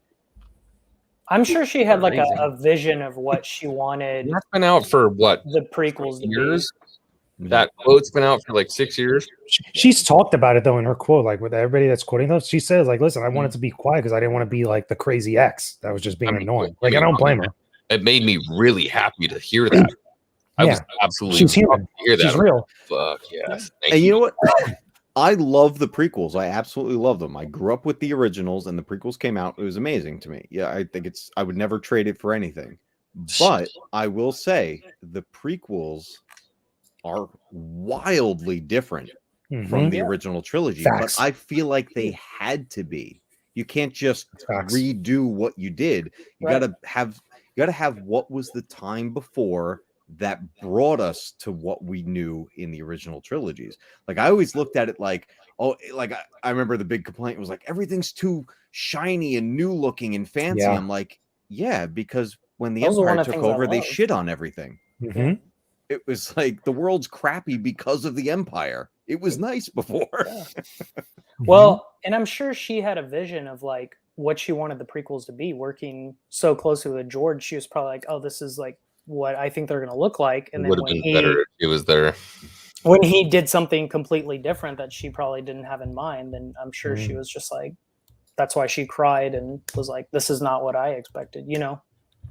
Especially being an editor, I'm sure she had like a whole different flow and vision of what she thought the prequels would be. That's the thing too. Is just like she's looking at it a very different way than any of us are looking at. Because again, like she edited Star Wars, like the But first. she's looking movie, at it as an editor, as a creator, like piece. making the Dude, universe. and literally that one we of love. her main complaints was because he was too young and she was too old. It's like, I Yeah, mean, but old people tell better stories.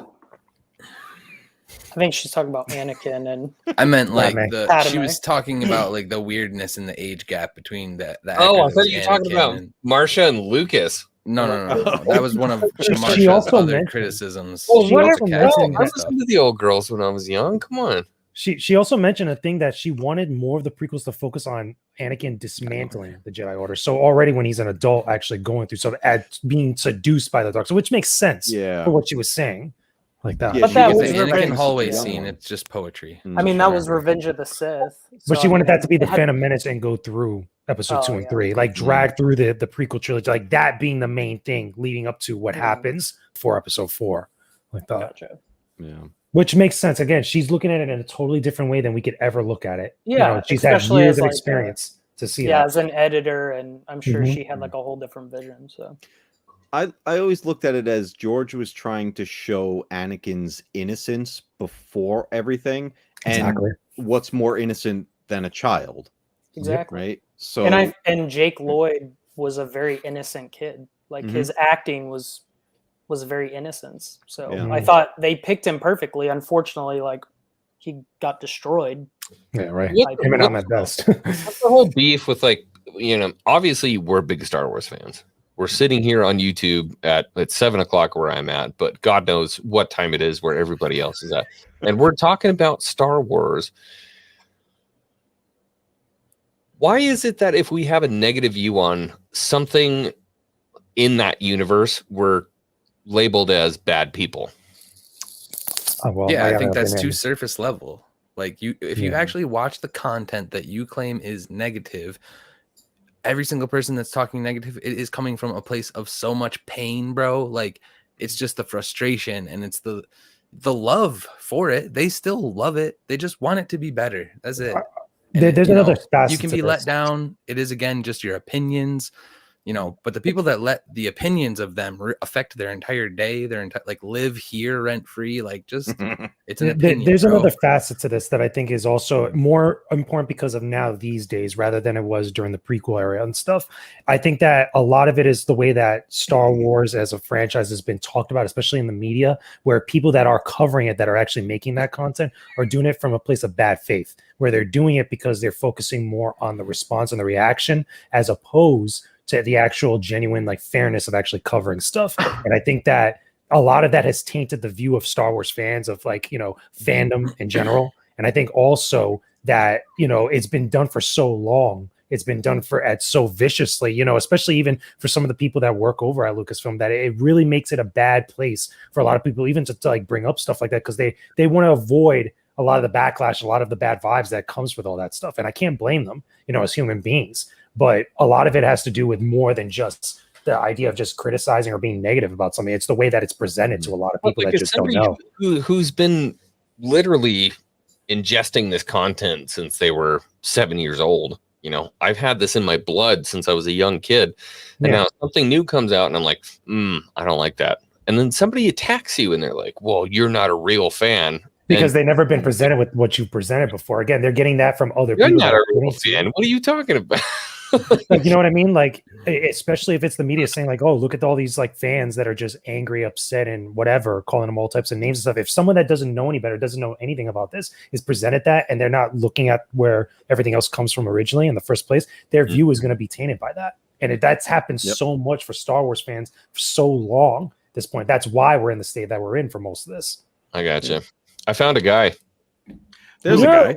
Who'd you find? I don't know, but I don't know. Hold on. How's it going? We good? We're good. Yeah, no, you good. We're doing it live. We're doing it live. We're doing it live. We're doing it live. What are we talking about? We're talking about toxicity in the fan base, sort of, kind of. I'm totally toxic. I'm totally toxic. Yeah. There's a lot of hate. There's a lot of that. That I don't even know how to say this without being a dick. There's a lot of that. Well, that's not my Star Wars. And to those people, I hate to offend because, well, I am toxic, but piss off.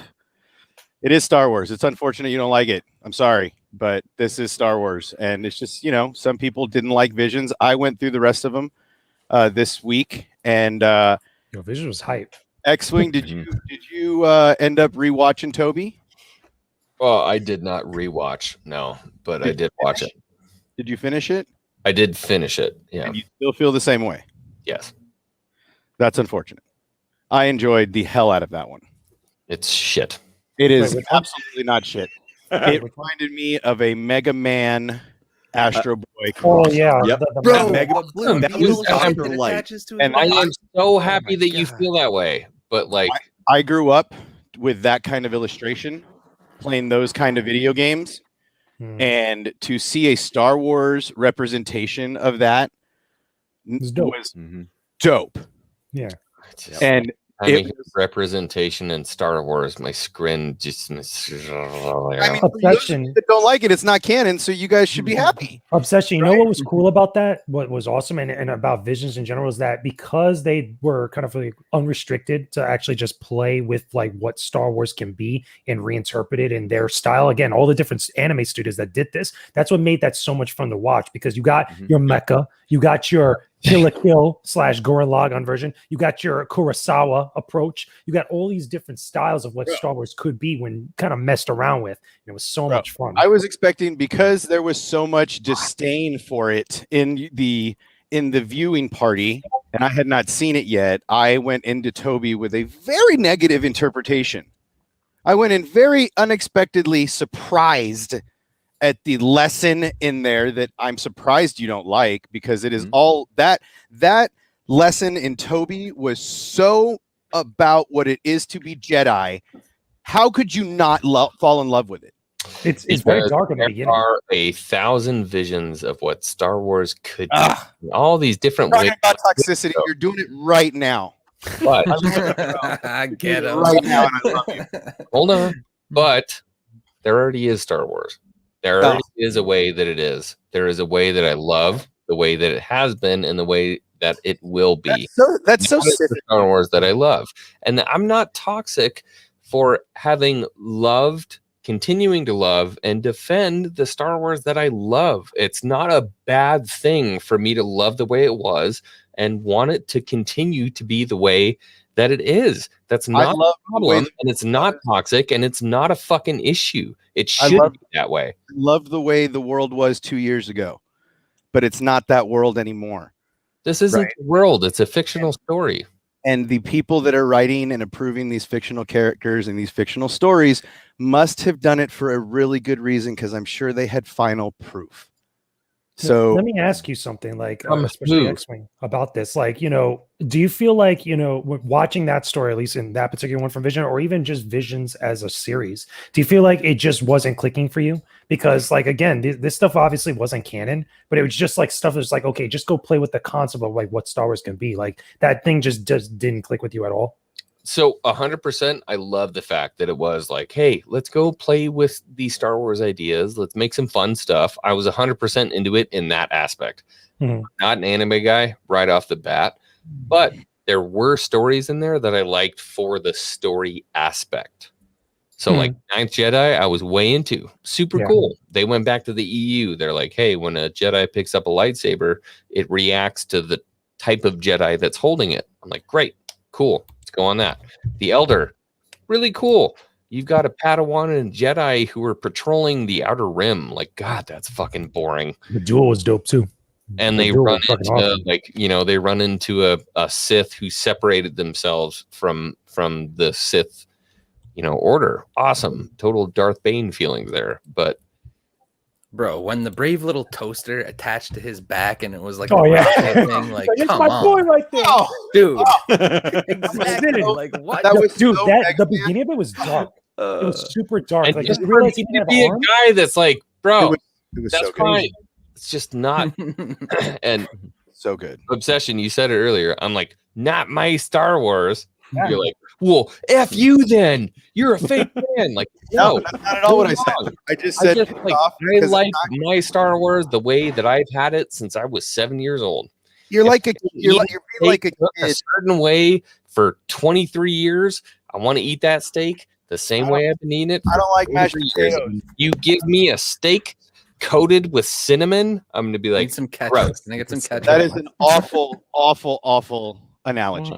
Right. I'm gonna go into the other one that I know you hated, which was what, episode 8 with the rabbit, right? Oh, that was actually cool. I like that one was cool. really the daughter in that, and that whole turn, that whole my family's sword thing. That was bitching. I bet you had it just been humanoids, you'd have loved that shit. I just told you, like, the bunny. Actually, I told you this in a live stream. Like, the bunny didn't actually really bother me. I just didn't really like the story. I didn't like the old man. Each other the whole time. It was the screaming. It didn't have enough time to tell the story. Yeah. There was other stuff they could have stretched it out to a longer. Oh, it was episode. too much. They tried to pack 10 pounds of shit in a Right, 5 minute. like 15 minutes wasn't enough.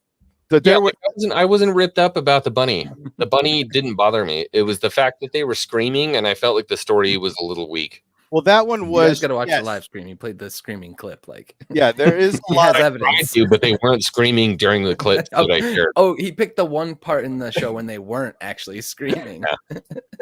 Overall, the show. You were whispering. The show was dope. If it wasn't anime and it was live action, you would have loved every one of those stories.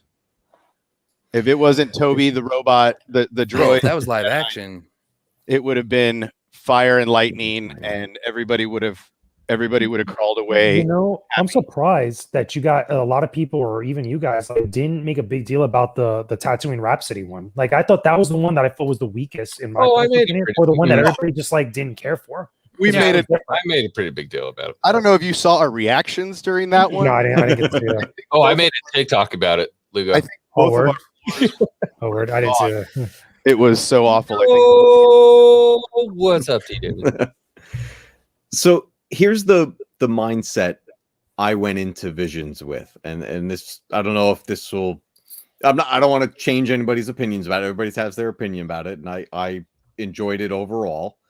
The mindset I went into it was, I thought about back when I was a kid, and I have not only my Star Wars figures out, but I've got everything out. I've got my Ninja Turtles, I got Ghostbusters, G.I. Joe, Thundercats. These characters are together in my mind, and we're battling it out, and there's a scenario that's completely unrealistic, but it's fun. And that's the way I looked at these episodes. It was imagination gone wild with crazy stories. Like the one with the total Astro Boy Mega Man feel, like that was Dr. Light. I don't care what Yeah, anybody straight says. up. He looked like Dr. Light. I could not remember his name to save my life right now. Like that whole episode, I was waiting. I was like, "Where's Dr. Wiley? I gotta see this." Yeah. I thought Right. it was Star Wars Santa George Lucas. Yeah. But that's how I kind of looked at it. I was like, yeah, it was fun to watch it. Now, are there episodes that I'm probably not going to go back to all that much, like Tatooine Rhapsody, for example? Personally, I won't be, but I know my kids will, because it had that total Pokemon feel to it. So I know my son was all over that, and he was loving it. But the ones I'll go back to are the ones that I guess are closer to a Star Wars feel, like the Duel, like Ninth Jedi, stuff like that. I'll rewatch a lot more, because I guess to me it's just like, okay, this feels a little more at home. This is more Star Wars. But the rest of it, I love the creativity behind it. Yeah. And I'm about to take advantage of something here. Yeah, you got to go in with an open mind. Like It was just dope. open-minded. Chance that beer fridge open? It's fun. It was dope. It was Mac probably Do it and deliver a beer. Is it? Because we got one guy here getting martinis delivered to him. I don't know. Oh no, it's pina coladas, son. Oh, pina coladas. Yeah. Gotta get it right. out of control. Damn right. Yeah, it was I was pretty impressed. I think the only one that I didn't watch, or that I didn't like, was Rhapsody. Rhapsody. We went into it pretty hopeful because it sounded like a cool name. Yeah. And That was the I weakest one to me, but like it was different. Like if you go It had in with the an best open mind beginning. and just roll with it, I Yeah, think it's that fine, intro. it had the Yeah. best 10 seconds of Oh, intro. of out its of all of them. Like Yeah. it got you hooked from Jump Street. The rest of them kind of reeled you in. That one, I was like, yeah, let's get you, and Padawan on the run. This is dope. And then it just fell as hard as he did into that trash. Mhm. It was basura. Yeah, it was 90s alternative 90s kids. Yeah, exactly. That's exactly what it was. It was a punk band. 90s. I just spent the other day in my truck. I was playing 90s angsty teen It was rock. My Chemical Romance for the Star Wars universe. Yeah. It was. And I didn't get that vibe from the music they were playing. It was just like Mhm. it was like Or Alien Like Asheville. Japanese person would think that I listened to in the 90s. Yeah. It was Green it Day. was cheesy. Like It was it very was like cheesy. that's the thing. Like, and I don't blame you, Xwing, for feeling the way you do about a bunch of these episodes. I get it. I completely get it. I was watching this whole thing. I was like, all right, I see what they're trying to do here, but I'm like, this wasn't made for me. I'll Yeah. watch it. I'll play it through the whole way, but I'm probably never coming back to this. Yeah. But that's not like my whole review on Visions. Like Yeah, exactly. this happened to me on a stream with Common Idiot and Justin is Lost too. I love that name. I said one bad thing. Boom. There were 4 people in the chat like, oh, well, I guess you just hate anime because you're a closed-minded. No, I don't think it's No, fair. not though. at all. Not at all. You're not even hearing me talk about the rest of this. I was like, I like a lot of the stuff that they did, but I absolutely hated some of the other stuff they did. Like, is that an issue? No, that's actually perfectly fine. It's fair. That's yeah. I mean, that's how I was. That's Like- pretty much how I interpret most Star Wars fans to be these days, with everything new. I mean, the sequels, some of the stuff that's going to come out soon is not going to rub people the right way. Like that's just Star Wars now. We're not a unified community the way that we want to think we are. There's a lot of people that dislike this stuff and dislike that stuff. I disagree 1,000%. I think we are a unified community that can love certain things and love other things and still have a conversation about it. That's fair. I agree with that. I don't agree with that. I think that there's a lot more divisiveness because, well, you're not really a prequel fan, or you're not really a sequel fan. For sure, divisive. I don't think that's just Star Wars fans that say that. I think that sometimes that are people just getting into this now, even that say that. But I don't even think it's as prevalent as one would think. I think that the majority of people that are big Star Wars fans, I don't think talk like that. No. I would like. You're totally right. You can talk like that. That's just your opinion. Like, yeah, I like certain trilogies more than others. I don't. It's just, why does it matter? It's going to be one of those things where anything that you have any element of nostalgia for, and there's something new coming, even though, look, I'm nostalgic about so many things and I want new things from things, but every time something new is coming from it, I'm like, I don't know. I'll give you an example. I grew up watching G.I. Joe. And then those G.I. Joe movies were made. Yeah. Those were rough. And I was like, oh, a G.I. Joe movie. Cool. And then we got the G.I. Joe movie. And look, I'm sure there's plenty of people who absolutely love those films. It's trash to a fan, though, huh? Great. But I hated them. Yeah. Yeah. Yeah, those were rough. No, I feel like the only time I kind of get like is like the recent Vader comics messing with the Empire Strikes Back, between Empire Strikes Back and Return of the Jedi. I don't know. I just feel like it's weird. Well, it becomes don't touch what's established and that I already love. Yes. Right? Don't mess with the lore. Don't change the lore. Stay Don't respectful to the Felicity made a really good point here. These were well-funded fan films, and that was cool. If Lucasfilm wants to bring fandom back together, they should take the Visions concept and reach out to regular fans who have done fan films. Now, I have seen a plethora of beautiful fan films that people have made. You want to talk about a what if? Go to YouTube. What if already exists? Yeah, right. Yeah, it's true. Yeah. I like Hundreds the concept of there's visions. I like the concept of Visions going to different specific studios, because remember, they went to like some really cool studios with a pedigree of like their own craft. Like, again, the guys who made Gurren Lagann and Kill la Kill, the guys who did did that stuff with Astro Boy. It's all these other studios that have done great work. Just giving them these tools or giving them this universe to mess with and come up with something neat is like giving a bunch of artists be like, hey, here's a concept, here's some restrictions, or if not any restrictions, go do something dope. And it's the same idea. I love that idea. I hope that if and when this does get a season 2, we get even more studios to give us more episodes, to get more variety of cool shit. Or like have some, Lucasfilm geeks. Somebody who's already working in Lucasfilm be like, hey, you got free reign. Go. Have fun. See, I go opposite.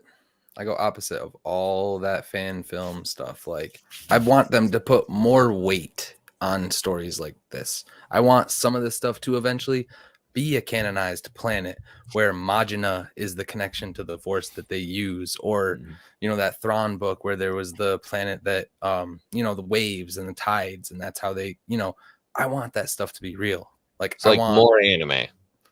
No, just live action, like the freaking Horse Jedi, the species we've never seen, or planets we've never heard of. Like, why can't that exist? We've never seen it. Doesn't mean it's not out there. I think it totally can exist. That's you know what it is. I think what we're most desperate for is good writing. Writing that took time straight to up develop, not rushed, pushed out. No, it's facts. That's 100% facts, and that's not just with Star Wars. That's anything. Anything, yes, anything. Just I'll wait for any. I'm a very patient man. I will wait for anything if it's gonna get here and be good. Yeah, we waited 3 years in between each prequel film. It's facts, and that was, as fans, look, that was torture. Like, and all the theories we had. But we knew it was coming. We knew it was coming, and so when the hype came, it just it was great. That was fun. And like anything, if it's going to sell, these can literally be pilots of what if Shows. universes, they Yeah. tell more stories in. Yeah. So Ninth Because, Jedi like, felt like that's a kind pilot of canon episode. that I'm talking Yeah, about. Like, Ninth Jedi. I was like, I want to see more. I would see I would all totally the see series. the duel, that whole universe. I would see Ninth Jedi. I would see the twins. You know, all Mhm. that stuff is just fun. Like it was just a Yeah. fun way to watch to be like, yo, this is something you've never seen before. Delivery. Yeah, there you go. Oh, we got a Corona. Nice, She even quoted Vin Diesel on the way over. nice. You gotta can open have any hers, beer though, you too, want, bro. as long as Don't it's leave her strong. hanging. Oh yeah, geez, thanks guys. I didn't see. Here's my delivery. We got two of them. You guys think I My could mic was ducking. I Did tried I to save try? you. You got a fridge behind you, don't you? Yeah, but there's no beer in it. I keep it. Oh man, I thought you stocked that thing before all community. No, I don't. I don't keep that thing. It's just like a freaking. This is like a gem, dude. Everybody having drinks now. On It's just stream. for show. We don't use it. Let's see if I Chat's gonna be like, y'all a bunch of drunks talking about Star Wars. Oh can god, about to get Well, I mean, slapped in the face. that's Jedi behavior.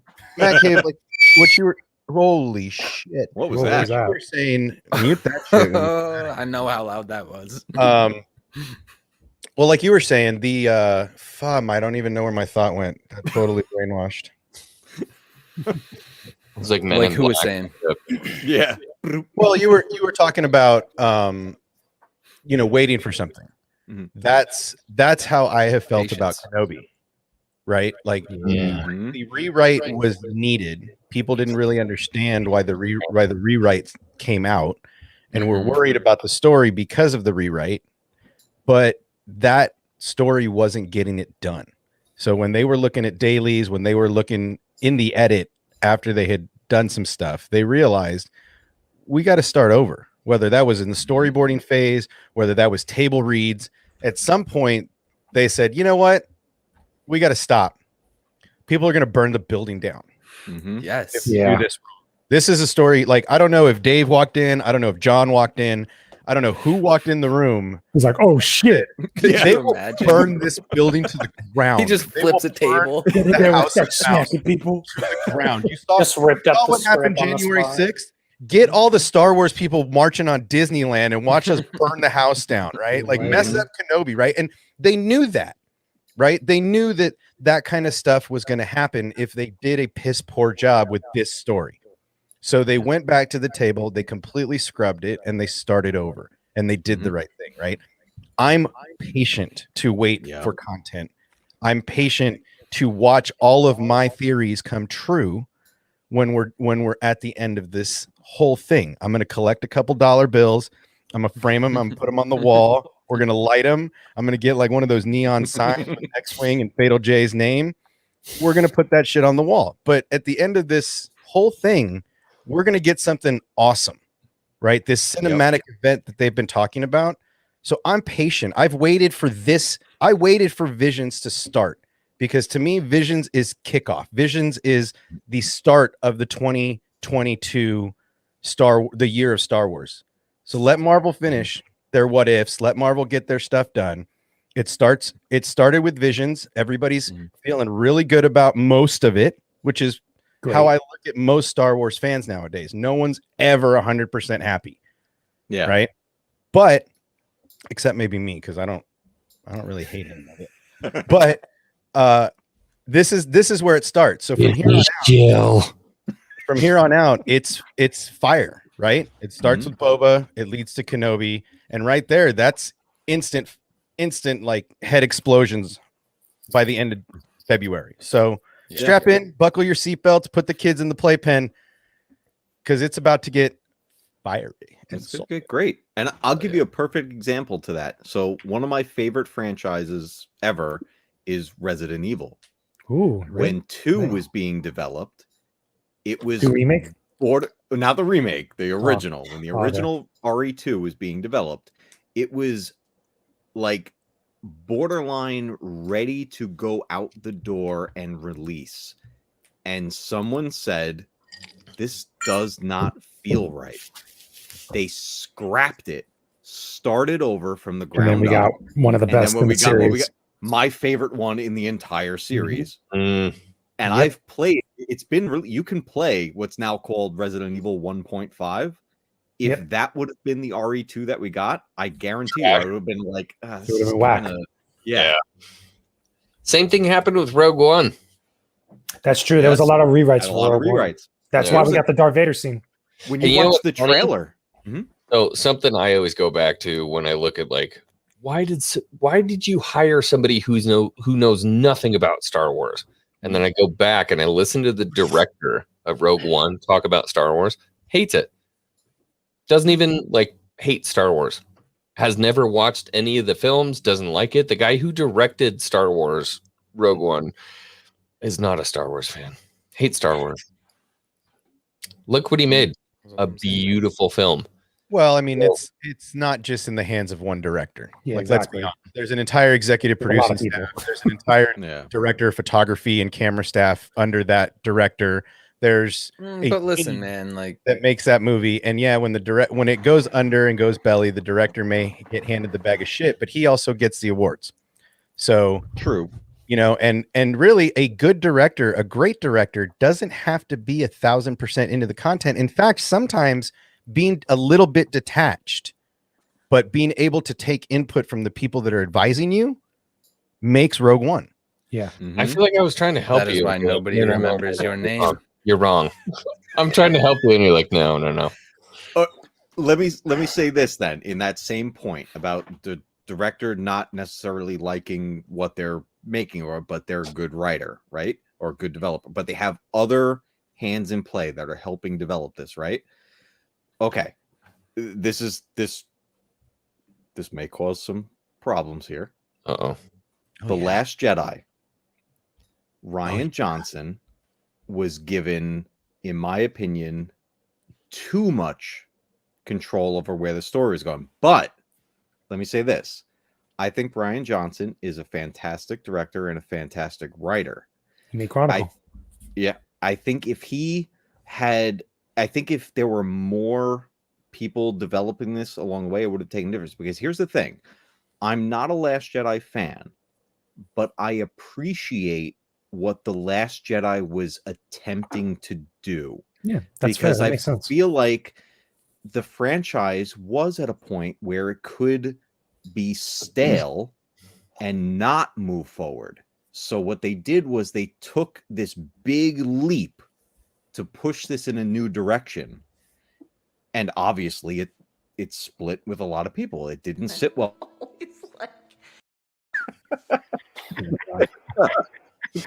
Fantastic. So what'd you do about it? I didn't do anything. Whoa, what? Guys, don't be like my friend here who didn't do anything. Not doing anything is part of the problem. Wow. I haven't seen that in years. Like, Oh, he plays that shit all the time. He loves that. Oh man. I love that clip, bro. That's so perfect. Well, That's so perfect. on that note, I gotta go. He plays. But All right, Ladaj. thanks for having me on, Xwing. Thanks for being here, buddy. It was great man, talking good to to see you. everybody. Later, take it man. easy. Be I'll safe. see you guys later. Good to see you. See you in Ciao. Discord. See ya. See ya. Yeah, see you there. Peace out. We're running on almost 2 hours now. Nice. But Matt Cave, you bring up a good point. He was trying to do something. And here's the thing about Rian Johnson. He makes a good movie. He's not the right dude for Star Wars. That's the thing. Like That's we fair. needed more hands in that pot to make this move in a certain direction. But Or that less. said, or less, maybe. Oh, right there. That's I- where I go.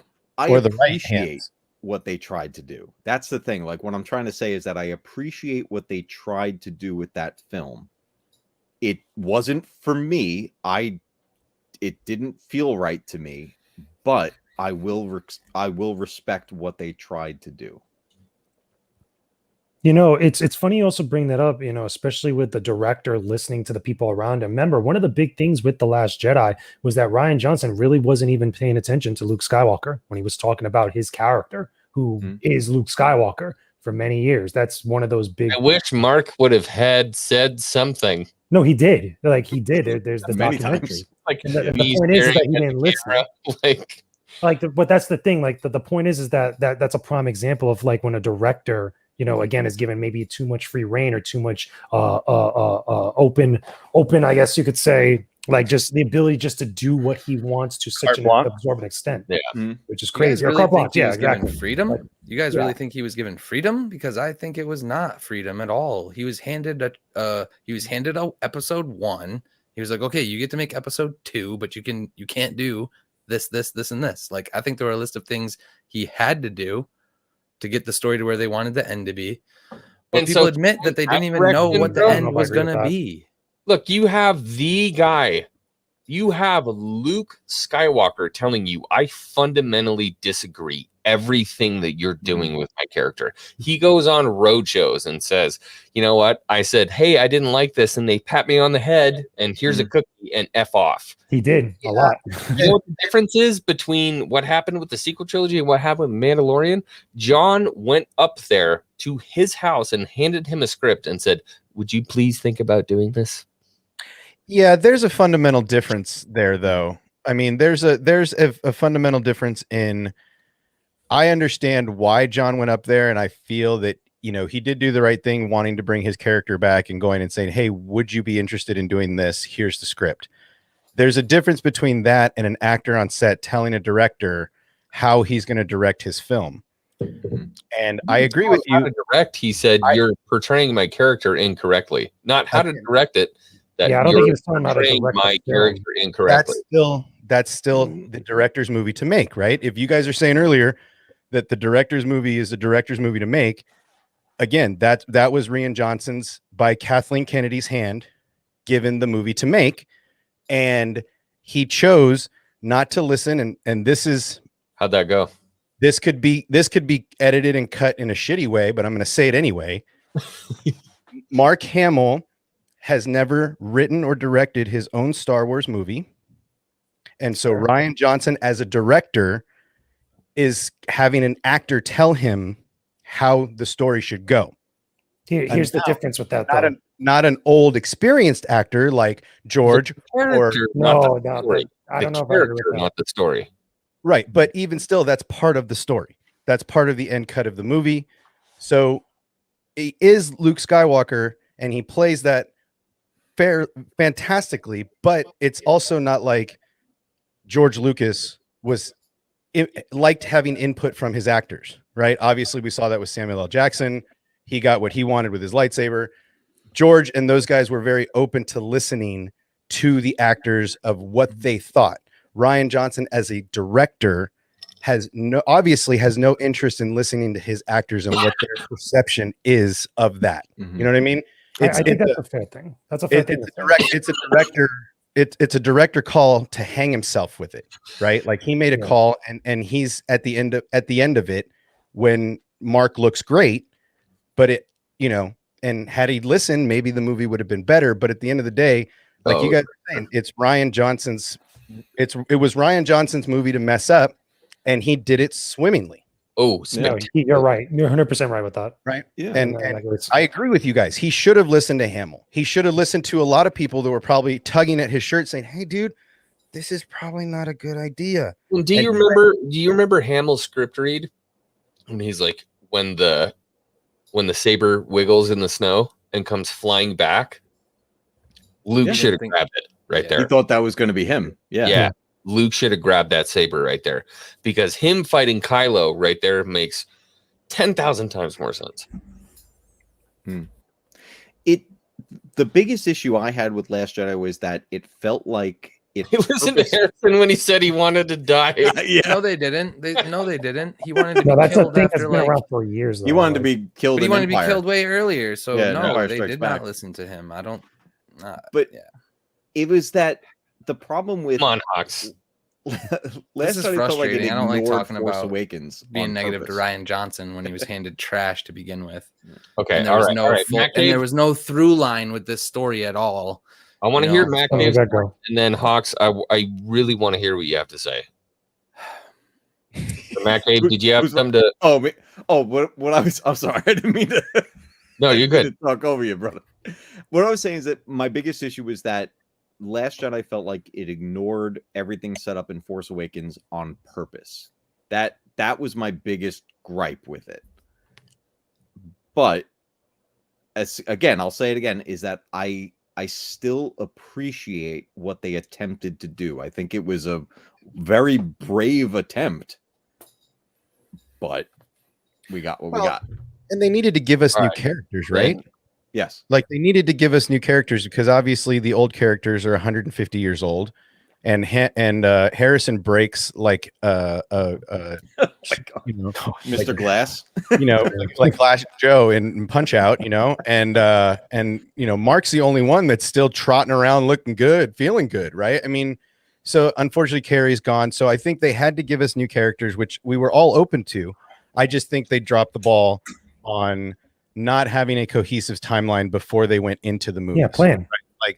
Like if you watch there's a documentary out, if you watch a piece of it, it talks about the theme parks and how they went to the executives at Disney and said, hey, you want us to design this new theme park for the sequels. What are they about? And then they're like, oh, okay, cool. The next one's coming out. And they kept having to push and push and push and push because the story department didn't have anything for them to go by. Whereas they should have sat in a room and ironed this whole thing out from stem to stern instead of writing it on the go. Right. So really, Kathleen, in her infinite producing skills, should have been smarter with this franchise instead of just letting it go by the wayside and said, hey, we need to go from stem to stern, regardless of who is going to direct or whatever. We need to have a timeline, a story, a script for everyone, and then go into principal shooting, right?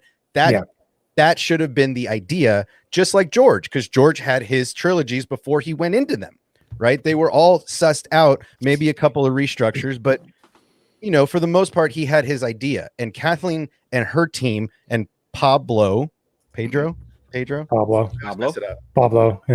You know, Pablo, go ahead and just screw the pooch on it. So, you know, they just were like, oh, well, let's see what happens with this story, and then we'll write the next one instead of having a vision and having good producing skills.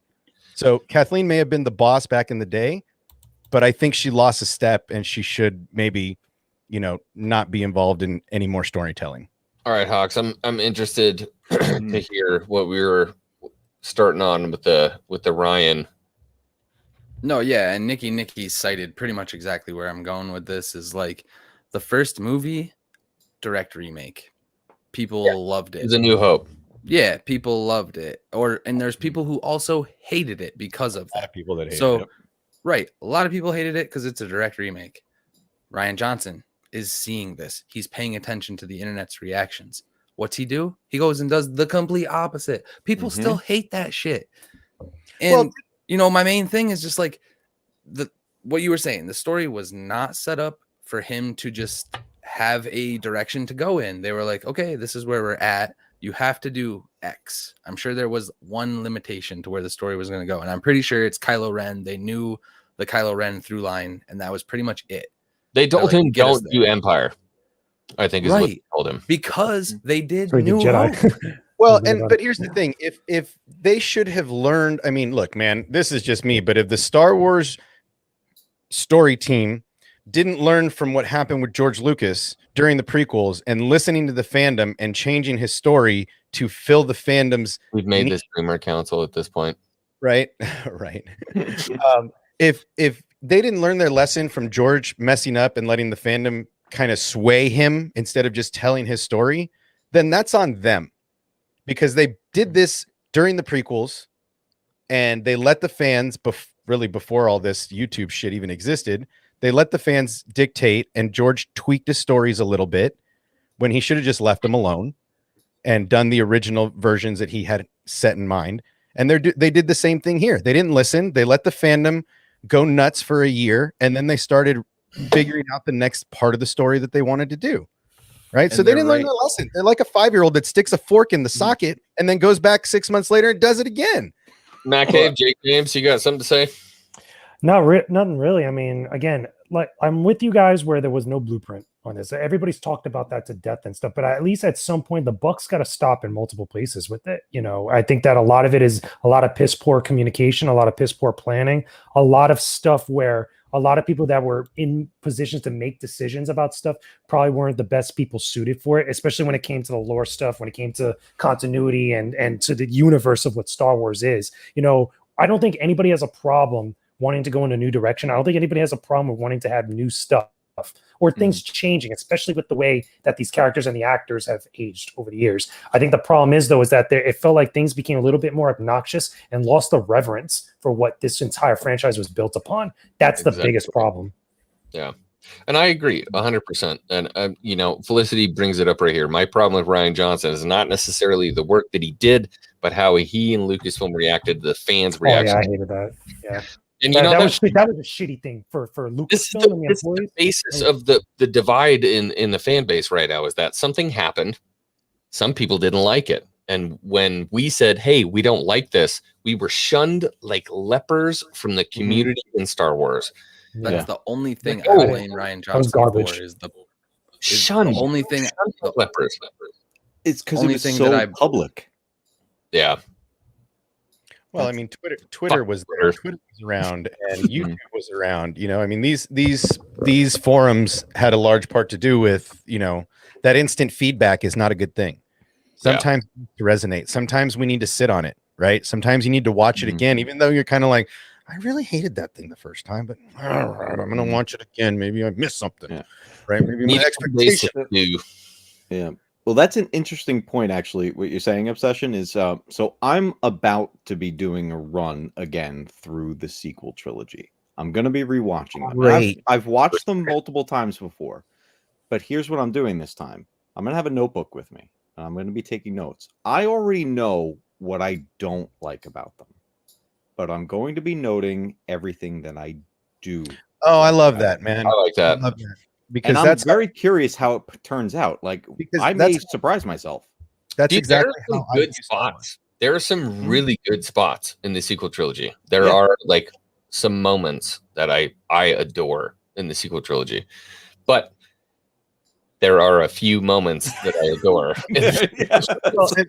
And that's what I try to do with Star Wars. I try not to find the bad, right? Like for me, Star Wars is my release from the real world. Right. So if anything, Star Wars is my Matrix, right? I plug in, and most of the times the worries of the world set away for that little while. Right. And I feel like I'm in a warm blanket. Right. Now, sometimes that warm blanket might have a thorn in it. Sometimes I may spill my drink on my warm blanket.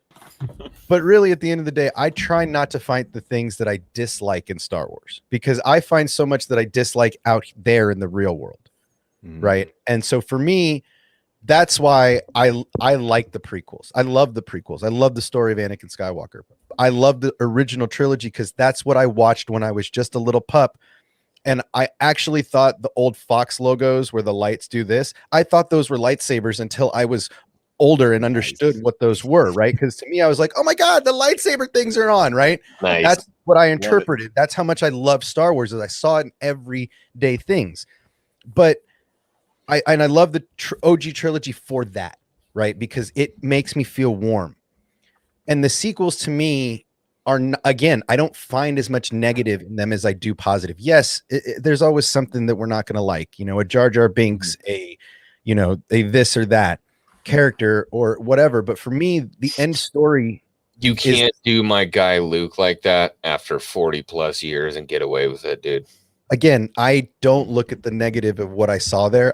For me, I look at the positives that I saw with that version of Luke Skywalker. It's too glaring for me to be like, oh, well, I still love Star Wars. Well, and for me, the Luke Skywalker we see sitting along Yoda, right, is for me, that moment is one of the more powerful moments in Star Wars. Yes. That moment in Star Wars. I love that scene. Is Yoda telling him, you didn't listen, right? And this is something I had to actually explain to my father at one point, is that failure, right? You're supposed to teach the next generation it's okay to fail, right? That's what's wrong out in the world right now, is we forgot the lesson to teach kids it's okay to fail because you're going to learn from this. You're going to grow from this. You're going to be better from this.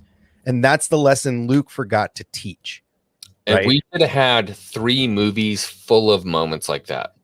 And all we got was that 1 5-minute section and 9 hours of movies. Well, I mean, I don't know. I mean, you know, Rey and Luke on the pedestal, you know, those moments. At least we got the puppet Yoda.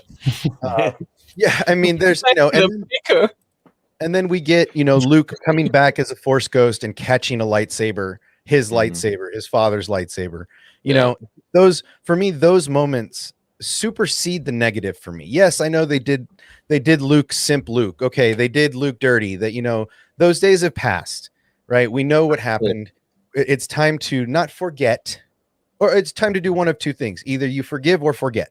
Right? There's one of the two, and at the end of the day, I will do neither. we will see what happens in the next 10 years. But for now, you guys can all be thankful that the master's apprentice became his own master. Yeah, and thank God for that, man. Thank God for Filoni and Skywalker that you guys need to have to make Star Wars good for you, right? And that's it. And so we're in this new world.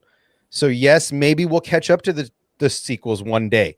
Hopefully in 10 years, we can be like, oh shit, we caught up, or oh shit, we never went into them. But for now, this is the year of Star Wars. So what I'm asking most of the community and anybody who watches this portion of this in the future, let's go from here and leave that shit in the past for the next 12 months. Yeah, let it die. Right? Kill it. Let it have to.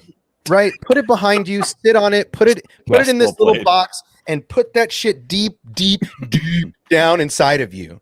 And for the next 12 months, just focus on what's coming and what we have here. And let's just try for 12 months. Well, Obsession, you've berated this council for the last 15 minutes. Is there anybody else that wants to say anything? Hey, man, No. Fuck you. Oh, Yes, the young man in the front. I see you once a week. I see you once a week right now. I don't get to hang out with anybody. I'm blinding twice. I missed you guys. I'm sorry.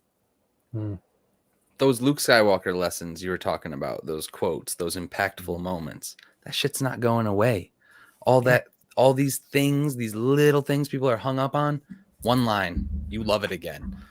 That's why I don't spit the vitriol and the direct, I hate this shit, because I'm not convinced that it's over.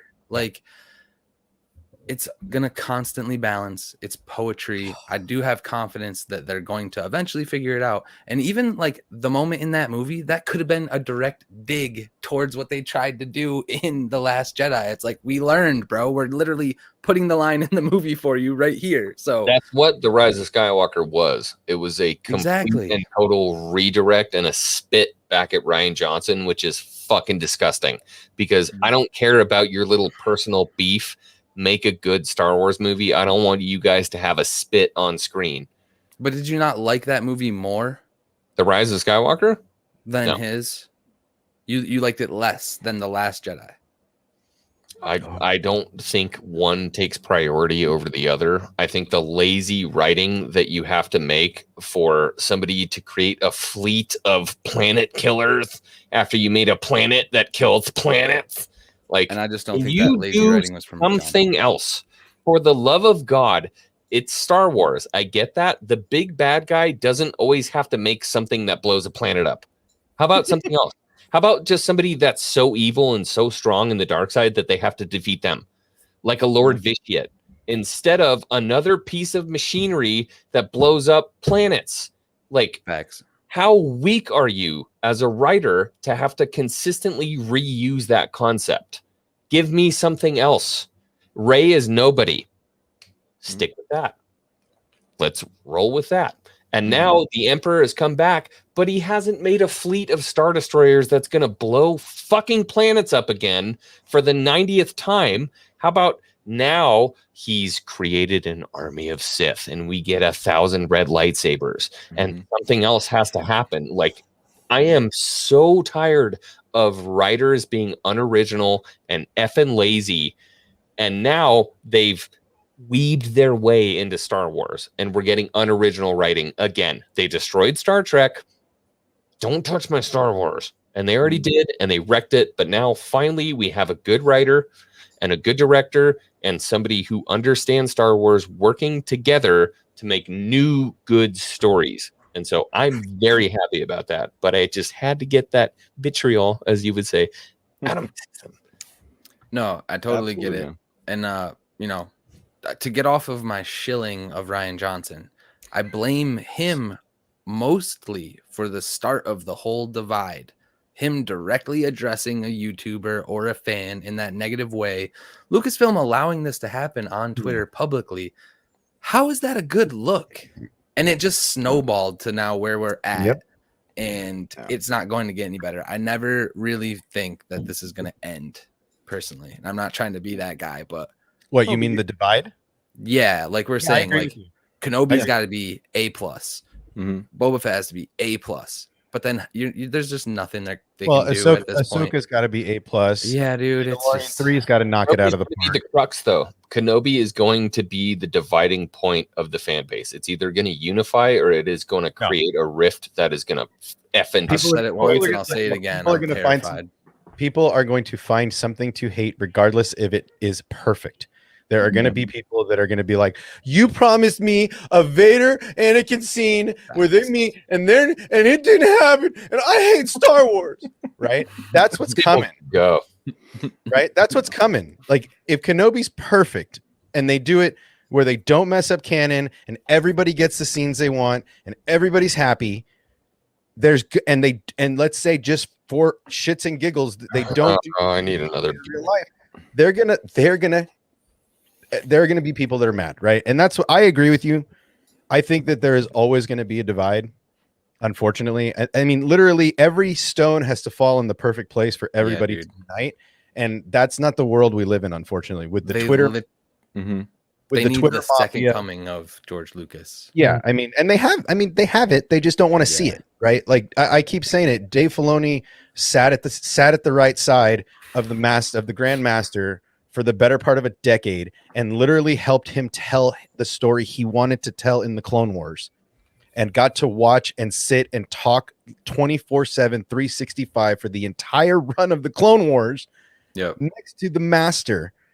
And that's what I keep saying is I have 1000% faith in Dave Filoni, and I have 1000% faith in Jon Favreau as a producer and helping hire these amazing directors, because these guys know what the hell they're doing. Right? How did Favreau avoid all this heat from the sequels? What was he just hiding in the He corner wasn't with his there. He was cowboy at hat? Marvel. Yeah. He was at Marvel. He was doing For the his sequel Marvel trilogy? thing, yeah. He Oh, was shit. at Marvel. He was doing still doing all the Marvel shit. MCU. He didn't come So over then until Rebels- Mando. Mando was thought- his entrance into Star Wars. He came to Dave with the story and said, "Hey, I'm pretty sure, dude. I don't think Favreau was No, that's what I'm saying. No, I'm Favreau saying was a fan. 'cause I know he Filoni. That's said what I that he meant. was. Sorry. I meant Filoni. Like, where was Filoni Filoni? during the development of the sequel trilogies? Like, He just was in the corner, over- like, I don't know if. I Wasn't don't he think he was in George the at one position of point? power. I think he was just lead animator and Yeah. director of Clone Wars. He was busy with George on Clone Wars while they were doing and Rebels while they were doing The all two of them were just like, shit. whatever, bro. We'll do our own thing. over here. They can I do mean, that. George- No. Yeah, It's they like, did Rebels while they were doing the sequels, and obviously, which one has the better fandom? checks and balances. That's all I'm saying. Someone might have wanted to check in with those But who- guys. But you got to remember, if we're talking about head down, you're talking okay. Everyone blames Kathleen, but then who was in charge of story? Pablo was in charge of story, not Right. Dave. Right? No, yeah, for Dave- sure. Since Dave took over as head of story, Don't get me we're started getting on bangers. Pablo. right? And it's Pablo. It's Pablo, and you should really have the most disdain for Ryan. Mhm. Yes, he did create this fandom, but Pablo attacking YouTubers, attacking Twitter people. Mhm. Pablo is the real fulcrum at which the Star Wars Mhm. fandom has so much hate for each other, because he's ultimately responsible, right alongside Kathleen, for all of the sequel mess. Right. And nobody like talking behind the scenes about how that's not a good look. They're not Well- being pulled into the side office like, hey, bro, like just Who don't do was that gonna do again. it? Don't Who's rile gonna them do up. a board of money making grubby hungry board members, because George was gone, right? George was gone at this point. Dave's knee deep in animation because Pablo's his boss, Yep. right? He had no power, so he's just towing the line. Like, man, he's probably sitting in the background saying the same thing. Man, they're gonna make my job harder when I take this bitch over. Yep. Right. Mhm. And He's got a so long now journey. I have faith, my guys. I really do. I have faith in Dave. I have faith in John, and those two as a dynamic duo of I don't destruction. think anybody's questioning the content moving forward. Oh, I do. I think people are worried. I'm You only know, worried about Hey, look. past Here's the deal. Ray Some timeline. of is what us I'm have worried about. fucking- some of us got PTSD about what happened before. Yeah, I know. Go to therapy. I'm not gonna. But you know, the thing is that I think we're all excited about what's coming. I think we're all really hyped about what's going to happen. But some of us do have concerns because we've seen it. Well, we got excited. We got dressed up. We went to the premieres. We saw the shit. And guess what happened? Like, a lot of us were completely destroyed by what happened. We were super upset about it. And so you can't just devalue somebody being like, you know, oh man. I devalue it. I devalue it in 2021, 2022 Star Wars Nation. I devalue all of your PTSD feelings, and I want you guys to put that shit in a box and put it away, and let's go forward with the next year with hope. Right? You want me to just forget about it until they give us a reason. Look, this guy, he found my grandma on the street and punched her in the face because she was wearing the wrong eyeliner. You know what? Forget about it though, because 22 is our year. Yeah, 22. Forget about it. Put that shit on the shelf. Oh Let's go up. Yo, walk it off. You know what I mean? Like, no, if I see that guy on the street again, I'm gonna fucking knock his jaw off. Like, well, you know, unfortunately, we don't get a say in what's coming, but yeah, I mean, that grandma was Jocasta Nu and the guy was Vader. I mean, you don't know my grandma. Yeah, then you got problems. You know what I'm saying? I want to see. Like, let's show me that. Yes, please. Yeah, guys, I want everybody to have hope this coming year until they give us a reason. Now, look, if they shit on Kenobi, I'll be the first one on here raising hell and paying my $200 to my two guys. Believe it. I got no quorum. I got that money set aside in Venmo, ready for transfer for y'all. It's ready. I'll show you the screenshot. But honestly, I think I'm going to come out victorious. But even if they shit on it, I'll be here to shit on them for shitting on it. Well, I hope you're right. This is one of those situations where, like, you know, I want to be wrong. I want you to be more than anything. I want to be wrong. I feel hopeful that I'm going to be wrong. But, dude, I got my toe still stuck in the hole. I know, man. Felicity, I think Lucasfilm would actually support that because it would heal your brain and bring you back to the fandom to spend money there. Yeah, they should donate $1 billion to the sequel trilogy PTSD fund so that everybody can have a little bit of love before going into the next episode. Dude, Arlene is right. This is therapy. We're having our weekly meeting right here. This is more like family. Hi, my name's Scott. I don't know Ryan Johnson. Well, I mean, I saw Last Jedi in theaters. We all have different ideas about Star Wars. Twice. We have Matt Cave's OT guy. We got Jake James Lugo, who's into the games. Terrace Cassie I think was one of the newest ones, right? Yeah, the latest one that I did. Terrace Cassie is one of the newest ones. We've got Obsession, who's just hates everyone and just wants toxic. I'm toxic. And then Hot Holocrons, who's like our nice little like medium. Bro, I'm loving. I'm just hugging the fence. Yeah, just I'm loving the new council. All of his pants are torn just from sitting on that fence the whole time. You know what I mean? I actually don't have pants on because they're all about so I'm just, you know. You fit right in on that. There you go. I've got work attire, but nothing to wear around the house anymore. It's bad. So we've been going for 2 hours and 15 minutes. I feel like this is a pretty healthy Hangar Bay. I have to call it because I have stuff I got to do. Like I said, I got 6 days until I leave. And I still have yard work to do tonight. So after we get done, I have to go outside and I have to keep working. Oh, dude. Wait. In there. I'm not kidding. It'll be worth it when you're sipping German beer and having champagne with your wife in Paris. So yeah, I'm not absolutely worth it. I'm gonna fire up a lawnmower at 8:15. I'm so dainty. Thank you, Mandalorian. I'm so dainty. Well, get us out of here so you can sign off. Yeah, let's send it. Before I go, hold on. Let me get rid of this. Don't tell Mr. Star Wars Nerds. One of my favorite YouTubers out there is the Matt Cave. This guy right here. If you are at all a fan of anything nostalgic, just go subscribe to the Matt Cave mods. I don't even think I have any mods left in my chat right now. They all went to bed. They're like, I'm done with this. They're KO'd. Go subscribe to the Matt Cave. Just type in Matt Cave on YouTube. Check them out. It will just fill your brain with nostalgia. I adore it. I love it. Jake James Lugo. What do you say? You'll never get a more fair and unbiased review of games in the world. No, that is not what I say. That's absolutely not biased. No, it's fair and honest. Fair and honest, not unbiased. That was close. Mhm. That was Yeah. close. So yeah, go follow Jake James Lugo. Old games, gamers with games, or is it still Jake James Lugo? It's the name is Jake James Lugo, but the URL for it is Gamers with Gains channel. But just search Jake James Lugo and you'll see it pop up. All right, go do that. Your thumbnail for the stream right down here. Yeah, right. What the fuck is that? I was waiting for you to call my name. It's like the kid at the carnival. He's like, I'm next. I get to go up next. I'm next. No, Oh my god! And then I have my oldest friend on YouTube, my dear friend, my other half, the Star Wars obsession. Obviously, this. I mean, we've been. I don't need to describe it. no extra. Next. Thank you. Next. We've been doing this shit for so long. We've been doing this so long. You know what? Just thank you next. Like Ariana Grande says, thank you next. This is my guy. Look, he does some absolutely beautiful breakdowns on mostly Ahsoka, World Between Worlds, that kind of lore. If you're into that kind of stuff, go follow the guy because he spends like about 64 hours on a 3-minute video. So Factual. believe me, it's art. It's like going to the Louvre, but for Ahsoka content. Wait, the Go follow fanfic him is up. coming, guys. It's coming. Oh, fanfic? Oh yeah, bro. It's in the work. Ooh, I'm down with it. Hmm. Let me get some of that. Give me the tea. Give me that. And then we have Hox Holocrons, the newest member of the Boomer Council. So handsome, so brave, so strong.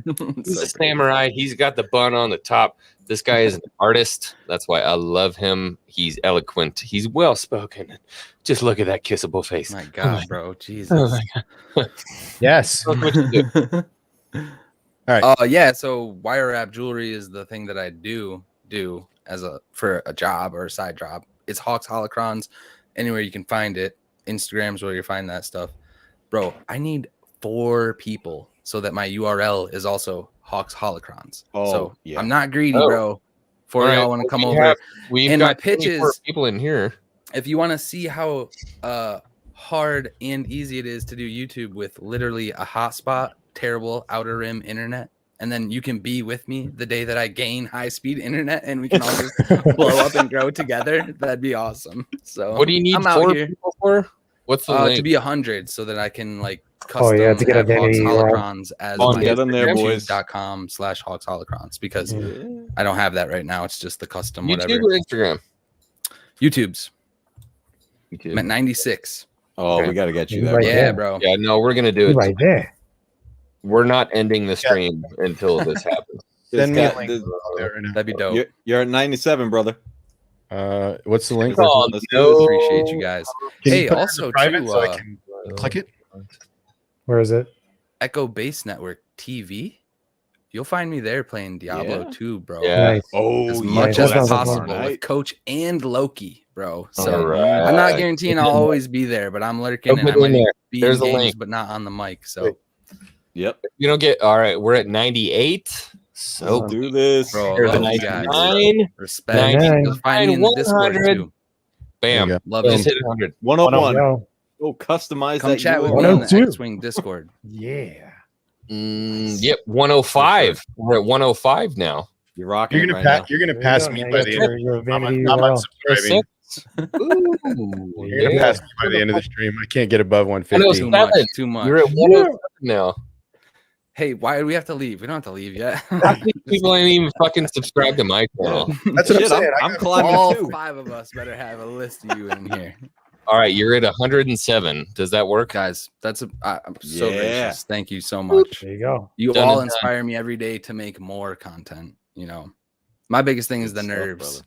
I'm a very anxious person, and so Yeah. I've created whole videos and then they don't get posted. So I hit the wrong Appreciate refresh that. button. I hit the refresh button instead of the Hawks Holocron page. Hmm. What are we at? Love Still. love all you guys. 107. Love all Nice. you guys. All right, guys. Well, I mean, if anybody's watching here that's not subscribed, I also have a YouTube. True. He's close. I'm the guy bro. holding the stream. If anybody wants to subscribe to my channel. We're there, man. We're there. But Yeah, 9:26 at 8:20 p.m. We've been going for 2 hours and 20 minutes. I have enjoyed the crud out of this. One more Gmod before a vacation. She's fiending for the Gmod. Fun, man. I Yeah, was the chat impressed by that. dude, the chat batch is fun. Chat batch is a it's a thing. But That yeah, customization's dope. maybe I'll do one more before we go. But that's it. I'm Xwing. May the force be with you. Thank you guys so much for being here for another Hangar Bay. I love you. I appreciate y'all. Sup, bitches. You guys have a good night. You Okay? showed up. Too bad. Thank you, brother. Thanks for All having right. us.